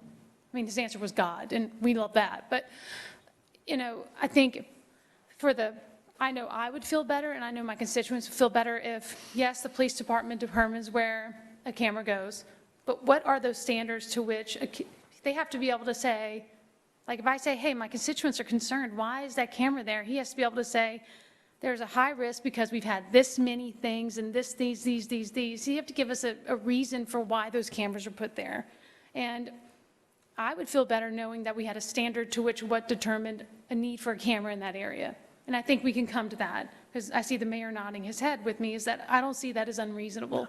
That way I can tell my constituents a camera's there because you've had X amount of crimes and this. We don't have to share everything, but there has to be documented reasons why. Not that they want to track Liz Hebert because she made Josh mad at a meeting, right? There needs to be these checks and balances, who we know that certain people get, it's a great example, I'm giving you ideas. But, I said, who gets permission to access this information? They said certain police officers. I said, is there a report that's given on who looked for what? No, there's no report. I would feel better knowing that the police chief or you or somebody got a report saying this month, this quarter, these police officers looked up these things. Just checks and balances is I want us all to hold each other accountable. I want to be held accountable as a public leader. You want to be, we all do. As I think we would all feel better as a community knowing that there's reasons for things and there's checks and balances. How many cameras go on a pole? We don't know that. It can be anywhere from, we talked about anywhere from, I think he said 3 to 15 cameras on a pole. I don't know if I want something with 15 cameras on a pole. Is that I'd like to see more of like this, and this. I already emailed Sidra asking for a better cost because yes, it's free. He's offering his services for free, but LCG has to pay for certain things that go on the pole, right? But we still don't have a cost for that, and I'd love to see the cost for that. So there's just some little things like that for me. I love this idea. I'm thrilled with having cameras for safety, for all the reasons we're talking about. But I think I just love to see some checks and balances, and I think we would all love to see that. But you and I'll go into detail over that, my request tomorrow. So great points, Councilman Nakhan. Thank you. That's all I have. Councilwoman Cook, you have the floor. And I'm going to be very brief because I think we're all on the same page. We've talked about this, I want to say, probably enough tonight. But I would like to request, if I could, Mayor, that when we do get that language of all, addressing our concerns, if you could could we put that in at some type of a resolution so that we could bring it before us to approve it? No objection at all to that. So that we can. I'd offered the last time, I think the opposite, say, well, if you guys disagree, just issue a resolution expressing your request for me to terminate, Right. and I'll do it. But no, that's, look, I think that's healthy. That's why we're having this discussion. I don't think it's necessarily needed, but because of the relevancy of the discussion, I have no objection to it. And I appreciate that you have the authority to enter into this agreement, but I guess just for transparency and just the fact that, we had so many concerns and asked for so many things maybe to be addressed in the actual agreement itself, that if we could bring it before all of us and, again, another opportunity to present it, I think that would be probably helpful, so. Coach Dick Vermeil said it can't hurt, may help. Sidra's tired of me saying it. Yeah. All right. Thanks. Councilman Lewis, you have the floor. Thank you. Yes, like we said, that we are proponents of cameras and what have you, but I just want everyone to know that just because it might be cheap doesn't mean that's the way we need to go. That's all I have to say. Yes, sir. Mayor President, did you have, my apologies. You're fine? Okay. Councilman Nakhan, you have the floor. Thank you. I just want to make one comment that needs to be noted and make sure we all understand that this contract can be terminated by either party for any reason at any time, whether it be Mr. Bernard, the Mayor President, even the police department could say we want to terminate this contract. So we want to do what we can to work within each other to make this work for the best and the benefit of our community. It's not about him or us. or him, or him, or Brooks Bernard. Nobody's trying to get rich on this. We're just trying to make our community a safer and better place. So in that light, we need to work toward that end and understand that we're all on the same page. So let's not hamstring a man to where he's going to say, hey, look, forget it. I don't want to do this. You know, this guy's trying to help us too. So keep that in mind whenever we're dealing with this, that he's not trying to subvert anyone in this city. Because there are privacy laws, as by the Fourth Amendment of the Constitution, that we're all protected by, that he could be in violation of. So we have to keep in mind, he has certain liabilities he has to be concerned with, not just us, but him. So let's all try to work together with this, because this is an important thing moving forward for everyone to benefit from. Thank you. Thank you. Well, earlier, Councilman Nakhan had buzzed in. He wanted to say some welcoming remarks to the chief. Do you want to do that now? Chief, I just want to say thank you. I appreciate you coming on board. It's great to have a qualified man. And another thing I want to compliment is your force you're stepping into. You have a lot of qualified leaders there. My interactions with the various captains, precinct captains, the officers in the street, very efficient and very informative. They communicate, and that's a key to enforcement is communication. They react well to every request I've ever had. And I want to say thank you and welcome aboard. I really look forward to working with you and speaking with you in a closer one-on-one one day. Thank you, and Thank my you so sentiments much. as well, sir. Oh, welcome to Lafayette, Louisiana. Thank you. And I don't see any other council members with questions, so Thank thank you, you Ms. both, Davis. gentlemen. Sure. Thank you. Appreciate it. Thank you, Ms. Davis. I appreciate you and you and you and you. Appreciate you all. All right. Do we have any public comment on this, Ms. V? Yes, ma'am, we do. We do have one speaker, and we're trying to get the podium cleaned up. Stephanie Skinner Touche. Sure. And both mics are hot, and I believe this one is clean, so. Hi, I'm Stephanie Skinner Touche, and I'm here just to voice my opinion on the cameras. Well, they're cameras, they're everywhere in this city. It's terrible. We have drones that are spying on people, cameras. We have camera poles on the trailers. I saw one on Kali Saloon. The big tall, you know, on the trailer, the big tall cameras watching traffic. In downtown, I see it. There's traffic cameras on lights everywhere, even on the interstate, you can see them. There's that wheeled tank full of cameras that you put in front of parks and neighborhoods on the north side, and how many cameras are in that thing? And I see at Martin Luther King, they have the, if you hear something, say something camera, and it's pointed right into Martin Luther King Center parking lot. And so the reasons why we don't like cameras is they're not for safety, they're to watch us and spy on us, I feel. They're unconstitutional, I feel. They are purchased with taxpayer money. They insinuate that we are all criminals. Most of us are good. We don't do anything wrong. There's no reason to surveil everybody and spy on everybody for a few criminals running around. We cannot travel freely or go anywhere without being watched all day. Number 6, we don't need a government to spy on us all day in the name of protection.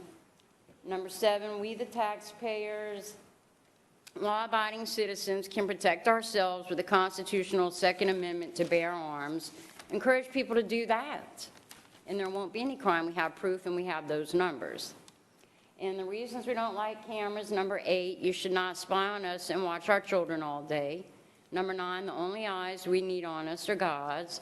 Number 10, you never trade your rights given to us by God in the Constitution for safety or so-say protection. Number 11, you never enslave children with cameras watching them everywhere they go and everything they do. Number 12, we don't trade our children's rights and freedoms to say, safeties for so-say safety. We can protect our own children. Thank you. We are grown adults with a constitution. And number 13, perverts can watch the footage. Number 14, we have the right to our privacy and freedom, and we should decide when and if someone films us or takes pictures of us. And number 15, Hollywood celebrities don't like the paparazzi, and these cameras are worse than the paparazzi. They are a worse intrusion than any paparazzi. Cameras make us feel, I feel that they're an insult to us taxpaying, law-abiding citizens, that we think we need protection and safety from a government. Are you saying that we can't take care of ourselves and protect ourselves and our families? Number 7, cameras make us feel intruded upon. Number 8, cameras make us feel violated. Thank you, ma'am, your time is up. Appreciate you coming, though. Ordinances for final adoption. This is public hearing, and forms are available for anyone wishing to address the council. The 3-minute rule does apply. Cindy, will you please read? City Ordinance 108, 2020, an ordinance of the Lafayette City Council approving a conditional use permit to allow a drive-through restaurant in a mixed-use neighborhood zoning districts, case number ZON 2020-0022, 604 East Willow Street conditional use permit, located generally north of East Willow Street, west of Louisiana Avenue, and east of Pecan Orchard Road. I have a motion and a second. I have a motion by Cook. Do I have a second? Gentlemen, do I have a second? Mr. Lazard? Thank you. Second by Mr. Lazard. Council discussion? I'm not seeing anything. Oh. Mr. Lazard, you have the floor. Do we have the exact location of this establishment? The address? Mary's gone. I think Mary Slyman, she's right there. Mary's still here? Okay. Hey, Councilman Lazard, because of your Okay, thick mask, okay. be sure to put your face right by there. Okay. I am getting some text messages from people Okay. saying they're not able to understand. It Okay. sounds a little muffled, so just Okay. keep your mouth very close. Okay. Thank you. Good evening, Mary. This particular rezoning, it says drive-through restaurant. What exactly is it and where exactly is it located at? It's on Willow Street. A part of the LDC with the drive-through, with the drive-through is you have to get a conditional use permit in some zones. So that's what we're doing here for this property. Where is it located? Do we have a more defined location? It's just. The address, 604 East Willow. You looking for like a specific spot? Yeah. I don't know the Landmark, specifics. cross street, anything? Let me see. I knew that at one point, but that has gone out of my brain.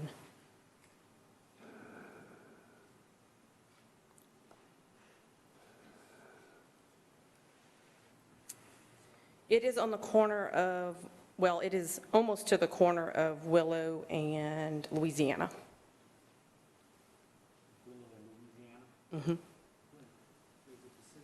There's a property on the corner, and then there's, it's behind that. Hold on, let me turn your mic on.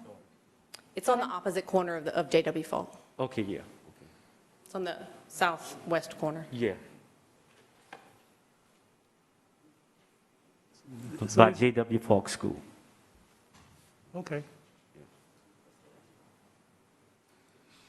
So this is going to be a new construction, It's an existing building, as far as I know, unless they're going to Catacomb to Falk? southwest. I'm kind of, that's okay, that's okay. I'm just kind of confused because that's right next door. That's a block away from where I live, basically. 2 or 3 blocks away from where I live, and that's a vacant lot on that corner. That's why I asked if it was a new construction. You're on the north corner. It's below that. It's the Okay. southwest corner. So it'd be across the street from where the vacant property that you're thinking of.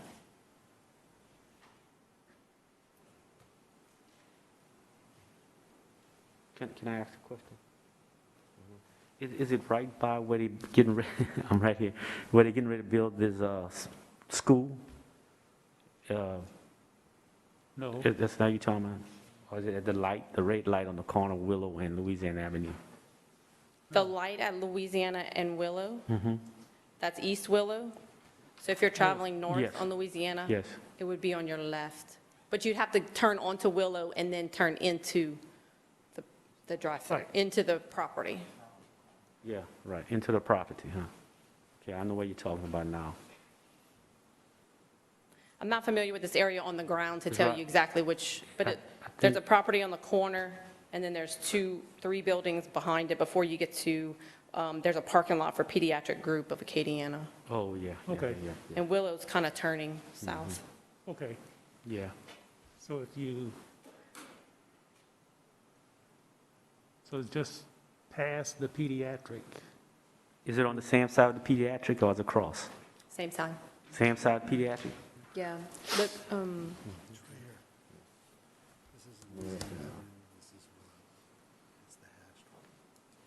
It's around a neighborhood, a residential area. correct. Yeah, it is a residential area. So the use is conditional in that zoning area, and so Yeah. they came Right. to the zoning commission for a CUP. Business there? Yeah, Glen is is around a residential neighborhood. Yeah, I'm just trying to figure that there are no businesses there. There are no The pre-existing. only one is that pediatric. Yeah, so it's just not flowing to me, because there is no pre-existing business on that stretch of road. That's why it was new construction. I'm just kind of, I'm kind of confused by it. Do you want to say? Is this map correct that's in their packet? What they have is from what was presented to the zoning commission. So Mayor, what are y'all planning on constructing there or putting there? Drive-through what? It's a drive-through restaurant. Man, So remember, this is part of the zoning, so we don't really have the specifics yet as far as what they're going to actually build or do, because they have to get the zoning, the CUP basically, in order to be able to proceed with the actual restaurant.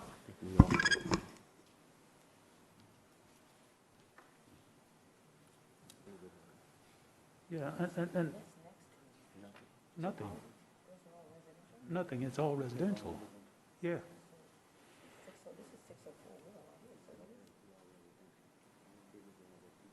That's a vacant lot. That's a vacant lot.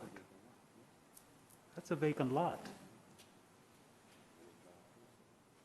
So it's going to have to be new construction is my point.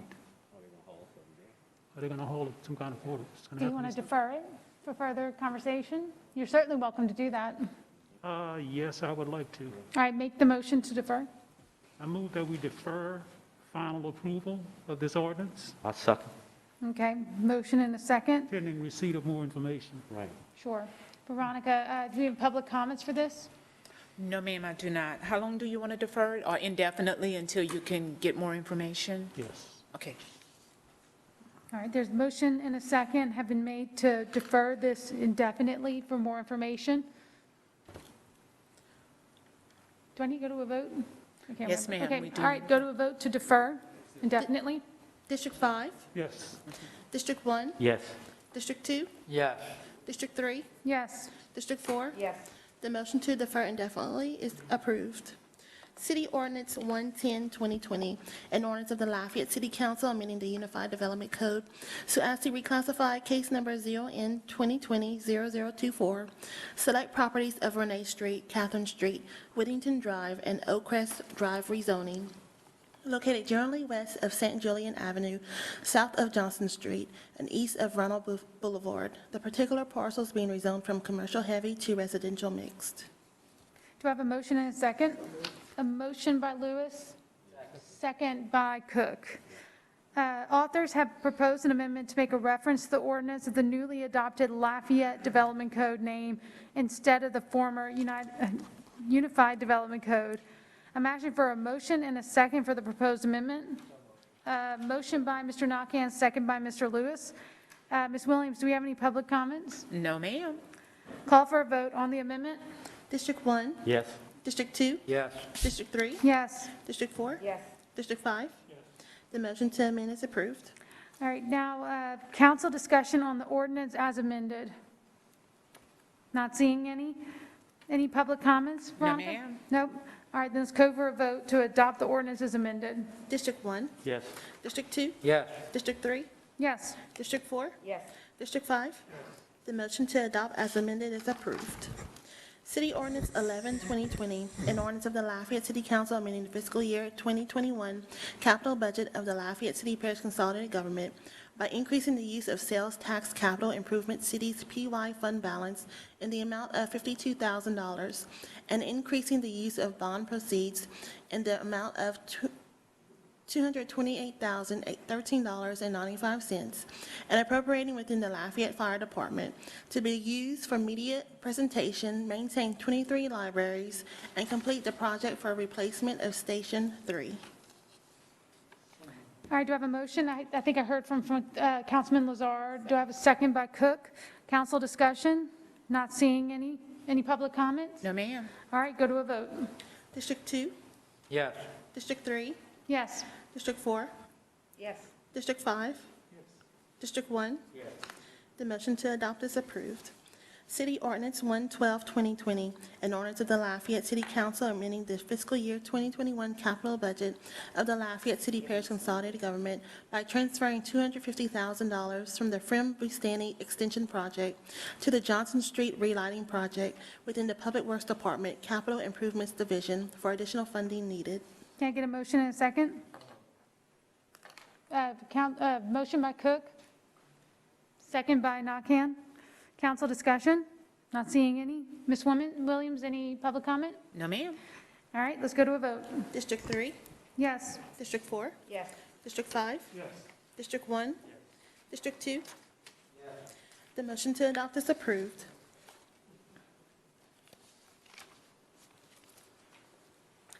Joint Ordinance 104, 2020, and Joint Ordinance of the Lafayette City Council and the Lafayette Parish Council authorizing the Lafayette City Parish Consolidated Government to sell at public auction surplus vehicles, equipment, and other miscellaneous movable property which are no longer needed for public purposes as per the attached list auction. I have a motion by Nakhan, second by Lewis. Any council discussion? Not seeing any. Ms. Williams, any public comment? No, ma'am.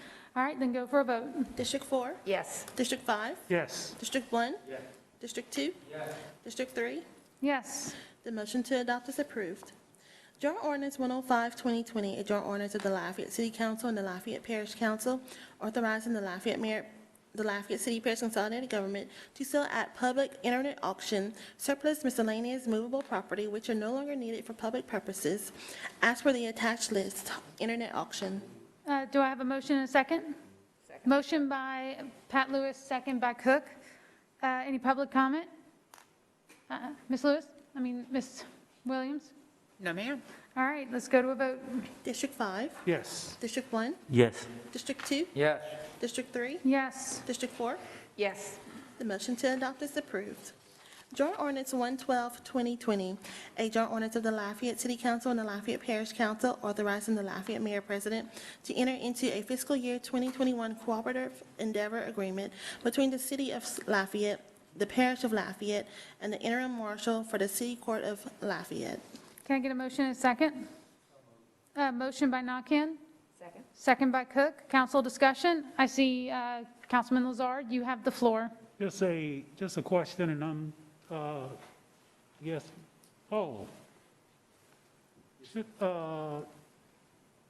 should we change the language in here? We have interim marshal, or does that matter?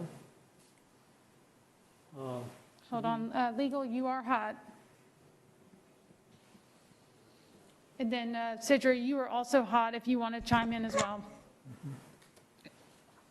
Let me get to it. And just to keep in mind that this is a joint ordinance and the parish council approved it as is, forget and it. it was not amended. Forget it, forget Okay. it, forget it, forget it. Not worth it? I agree with Veronica. Forget it, Good call. forget it. You're right, it's joint, forget it. All right, Sidra, did you want to mention anything? You had buzzed in, but you were, I was just going to say, that's a good call. okay. Thank you. Council discussion, Ms. Williams, any public comment? No, ma'am. All right, let's go to a vote. District 1, Yes. District 2, District 3, Yes. District 4, Yes. District 5. The motion to adopt is approved.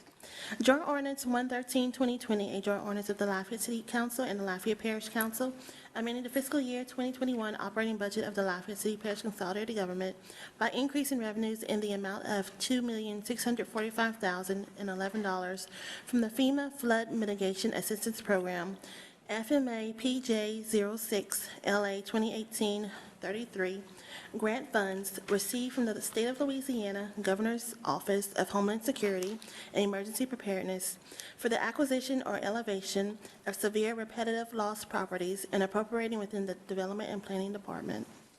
Can I get a motion and a second? Motion by Cook, second by Nakhan. Council discussion? Not seeing any. Ms. Williams, public comment? No, ma'am. All right, let's go to a vote. District 2, Yes. District 3, Yes. District 4, Yes. District 5, Yes. District 1. Yes. The motion to adopt is approved. All right, we're going to move on to announcement of vacancy in board and commission. Cindy, will you please read? A vacancy exists on the People's Safety Initiative Board for the remainder of an unexpired two-year term through August 31st, 2022. Applicants must be dietitians. A vacancy will exist on the People's Safety Initiative Board as of February 1st, 2021. This is a three-year term. Applicants must be medical doctors. A vacancy will exist on the Emergency Medical Services Advisory Board for a four-year term effective March 1st, 2021. Applicants must be a minority as defined by Louisiana Revised Statute 382233.2. This is a joint appointment by the Lafayette City Council and the Lafayette Parish Council. A vacancy will exist on the Emergency Medical Services Advisory Board for a four-year term effective March 1st, 2021. This is a joint appointment by the Lafayette City Council and the Lafayette Parish Council. Individuals wishing to submit a resume for the above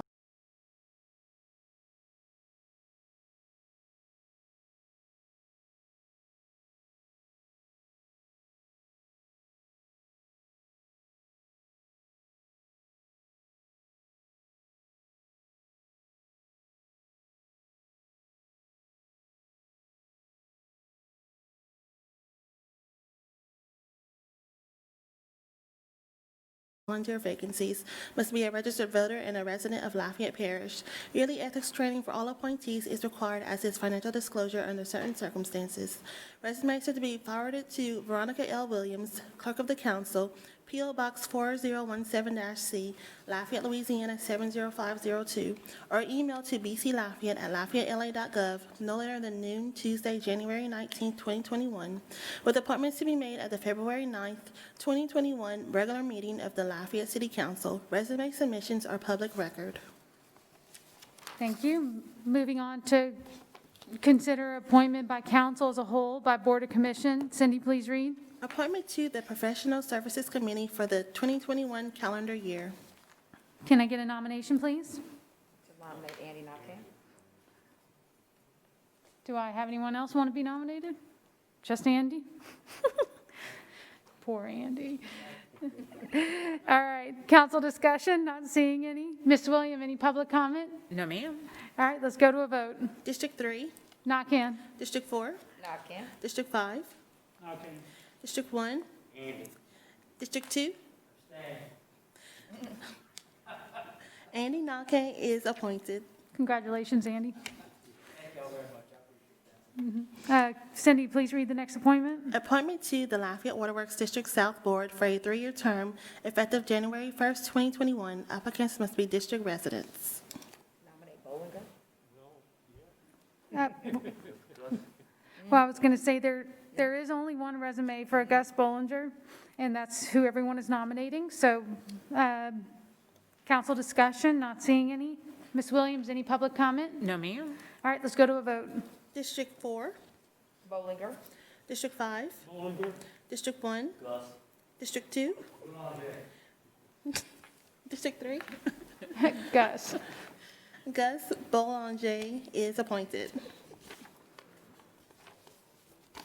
All right, Cindy, please read the next appointment. Appointment to the Lafayette Parish Bayou Vermilion District Board for a 2-year term, for a 2 years and 9 months term, the remainder of an unexpired 4-year term. Applicants must be Black citizens of Lafayette Parish. The resume we received for consideration was from Phyllis Coleman Mouton. There is no incumbent. Can I have a nomination, please? All right. You have a question? Oh, I'm sorry. Yes, sir. You have the floor. Yes, ma'am. At this time, if you don't mind, Chairman Napier, I'd like to get Mr. Paul Escott's mic hot because some things were called to my attention and his attention, I think that are of concern, and I think we need to address this. Mr. Escott, would you mind explaining what was brought up to our attention, please, sir? Your mic is hot. Paul? Sure. Mr. Nakane, are you asking me to? Well, from what I understand, that we may have had a misadvertising of this appointment, something that would go against the charter and the state constitution. Am I correct in saying that? It's not the charter. The enabling legislation that is called as the subject of this appointment is under Title 33 in the Louisiana. Paul, can you speak up a little louder, a Sure. little closer to the mic? Sure. In the revised statutes, Title 33, specifically 9203, and the enabling local ordinance, which was recently passed, I think, in late 2020, JO-022-2020, which was the ordinance that confirmed the reorganization of the Lafayette Parish Bayou Vermilion District. The issue that was, or the question that was posed to me to look into was whether or not this particular appointment was required to be advertised as a black citizen-only appointment. In looking back at the enabling legislation in Title 33 and the local ordinance, the appointments that are at issue in this particular circumstance, the state statute as well as the ordinance mirror each other essentially. And the city council, well, it talks in terms of the governing authority. The statute says that the governing authority of the municipality, here it would be the city of Lafayette, is given 3 appointments, one of which shall be a black citizen. All right? So the question becomes, when the appointment is made tonight, the governing authority is to look at the composition of the board of those 3 appointments to determine if it has complied with state law. When you look at those 3 appointments, one of which the member has resigned or is resigning, which is what this council is looking to fill, the other 2 appointments by the governing authority of the city of Lafayette, one of which is a black citizen. So that box is now checked off in state law, and that has been satisfied. That results in this particular advertisement and appointment as not being required by state law that it be only black citizens that can apply. Now, this council could certainly appoint another black citizen. That's not, I don't want to be misunderstood.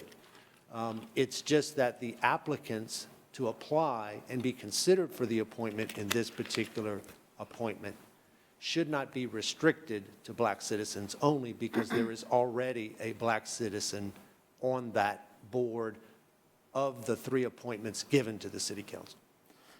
That being said, there is no, if I'm not correct, if not mistaken, there is no actual designated black appointment. There's not any one appointment that says this person has to be black.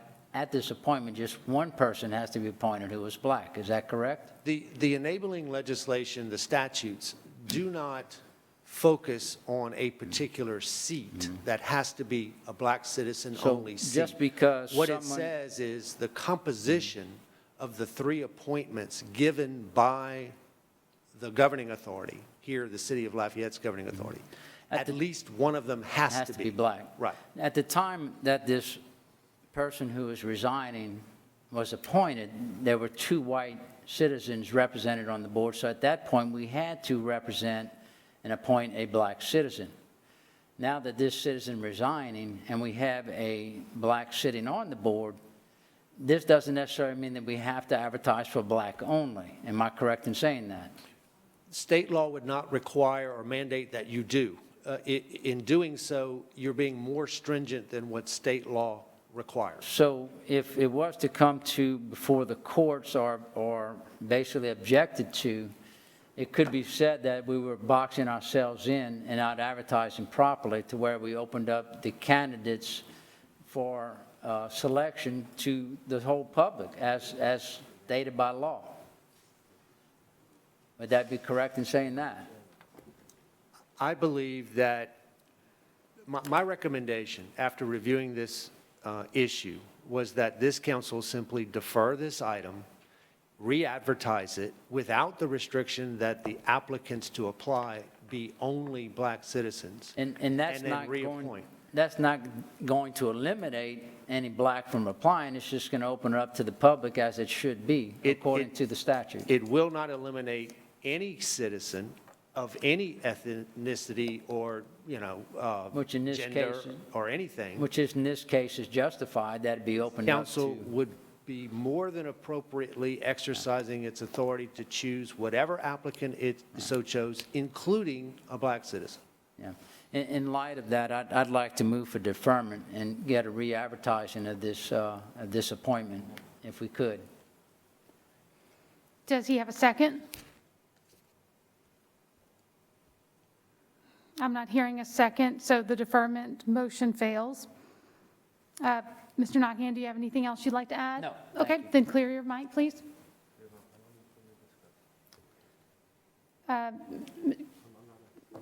Mr. Nakhan, can you clear your mic? Ms. Cook, did you have something to add? I just wanted to ask a question, Paul, yeah. Okay. Paul, I have a question. So let's say we proceed with a vote tonight. What are the repercussions of us doing that tonight? Well, if I'm wrong, there are no repercussions, and you're fine. If I'm right, in my legal opinion, then this appointment is potentially subject to a challenge, which, if successfully brought forward, would likely require you to redo it. Okay, so at worst-case scenario, we would just have to re-vote again if challenged. So if we proceed with the vote tonight, and we put someone in this position, if we're challenged and it comes back to us, we could just, again, we open it back up and we do another vote? That would be off the top of my head, the answer, yes. Okay. All right, thank you. Councilman Lewis, you have the floor. I'm good with that, Okay. with that explanation, that if push comes to shove, if we are being challenged, that we just have to redo it. So I'm okay Sure. with that. Are you going back to your original motion of Phyllis Mouton nomination? Yes, I still like to nominate Phyllis Mouton. Okay. All right, and we have a second by Councilwoman Cook, or, I'm sorry, Councilman Lazard. Public comment? No, ma'am. All right, let's go for a vote. District 5. District 1. District 2. District 3. Mouton. District 4. Phyllis Coleman Mouton is appointed. Appointment to the Lafayette City Planning and Zoning Commission for a 5-year term effective January 7th, 2021. Applicants must be City of Lafayette residents. We've received, the resumes received for consideration are from Britton Duyon, Stephen Hebert, Rebecca Miller, and Burley Pellerin. Do I have any nominations? Yes. How about we buzz in? Thank you. Councilman Cook, your nomination? Stephen Hebert. I have a nomination for Stephen Hebert. Thank you, can you buzz out? Oh, sorry. Buzz off. Councilman Lazar, you have the floor. Who's your nomination? Rebecca Miller. Becky Miller? Yes. Rebecca. Rebecca Miller. Becca, I'm sorry. Becca H. Miller. All right, and then, do you mind buzzing out, please? And Councilman Lewis, you have the floor. Yes, Burley Pellerin. Burley Pellerin. Okay, we have 3 nominations. One for Steve, do you have one as well, Councilman Nakhan? Britton Duyon, I'm sorry, we have Stephen Hebert, Rebecca Miller, and Burley Pellerin. All right, let's go to any public comment? There's no public comment, and keep in mind, we need 3 votes. 3 votes. For any one candidate. All right, everybody loves their nomination, right? All right. All right, call for a vote. District 1. District 2? District 3? Abear. District 4? Abear. District 5? Okay, I do not have 3 votes. All right, so so does anyone feel like we can have a friendly discussion, or we can re-vote? But if no one's going to change their mind, we'll just have to defer this? Well, I think we have to do a vote now with the two candidates that Okay. received the most votes, and it's Burley Pellerin and Stephen Abear. Okay. All right, council members, either Abear or Pellerin. District 1? District 2? District 3? Abear. District 4? Abear. District 5? Stephen Abear is appointed. Appointment to the Lafayette Science Museum Advisory Board for a 4-year term effective February 1st, 2021. All right, the resumes received for consideration are from Mindy Daigle, Jamithia Prejean, and Clancy Ratliff. Do I have any nominations? I see one from Councilman Lazard. Prejean. All right, do I have any other nominations? Not seeing any. Prejean, I'm sorry, council discussion, not seeing any public comments? No, ma'am. All right, let's go for a vote. District 2? District 3? Prejean. District 4? District 5? District 1? Jaethia Prejean is appointed. Moving on to introductory ordinances, I'd like a motion and a second from council to introduce ordinances 29 through 32 in globo. I have a motion from Lewis and second from Nakhan. Cindy, will you please read in globo? City Ordinance 1, 2021, an ordinance of the Lafayette City Council amending the fiscal year 2021 operating budget of the Lafayette City Parish Consolidated Government by increasing revenues in the amount of $39,100 received from the Louisiana Commission on Law Enforcement and appropriating within the Lafayette Police Department. City Ordinance 2, 2021, an ordinance of the Lafayette City Council amending the fiscal year 2021 capital budget of the Lafayette City Parish Consolidated Government by transferring $800,000 from PY fund balance to the Ambassador Caffrey Soundwall Replacement Repairs Project within the Public Works Department Capital Improvements Division for additional funding needed. City Ordinance 3, 2021, an ordinance of the Lafayette City Council amending the fiscal year 2021 operating budget and adjusting the manning tables of the Lafayette City Parish Consolidated Government by increasing the budgeted pay rate of a labor foreman 2 within the Operations and Maintenance Division of the Parks and Recreation Department. City Ordinance 4, 2021, an ordinance of the Lafayette City Council amending the fiscal year 2021 operating budget of the Lafayette City Parish Consolidated Government to transfer funds from the balance of $750,000 that was added during the budget process to restore positions previously eliminated and allocating additional funding where needed. All right, council discussion?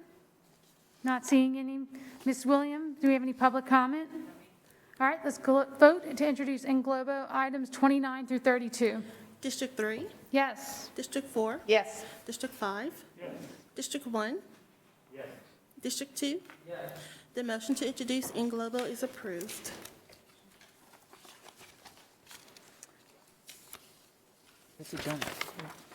I ask for a motion and a second from the council to introduce ordinances, joint ordinances 34 and 35 in globo. Cindy, please read. Not yet. She's going to read first. No, we need a motion and a Oh, second. I do, sorry. Yes, ma'am. I stand corrected. Motion by Nakhan, second by Lewis. Joint Ordinance 1, 2021, and Joint Ordinance of the Lafayette City Council and the Lafayette Parish Council establishing a conditional 2% pay increase structure for employees of the Office of the City Marshal. Joint Ordinance 2, 2021, a joint ordinance of the Lafayette City Council and the Lafayette Parish Council amending the fiscal year 1920 operating budget of the Lafayette City Parish Consolidated Government by increasing revenues in the amount of $3,251,275 $277.44 in coronavirus relief funds received from the U.S. Treasury through the State of Louisiana Office of Community Development as authorized by the Coronavirus Aid, Relief, and Economic Security CARES Act and appropriating within various departments. Any comments from the public? No, ma'am. All right, call to a vote to introduce in globo 34 and 35. District 1, Yes. District 2, Yes. District 3, Yes. District 4, Yes. District 5. Yes. The motion to introduce in globo is approved. I adjourn the city council meeting. Thank you all and have a good night. Good work, Chairman. Chairwoman. Chairwoman.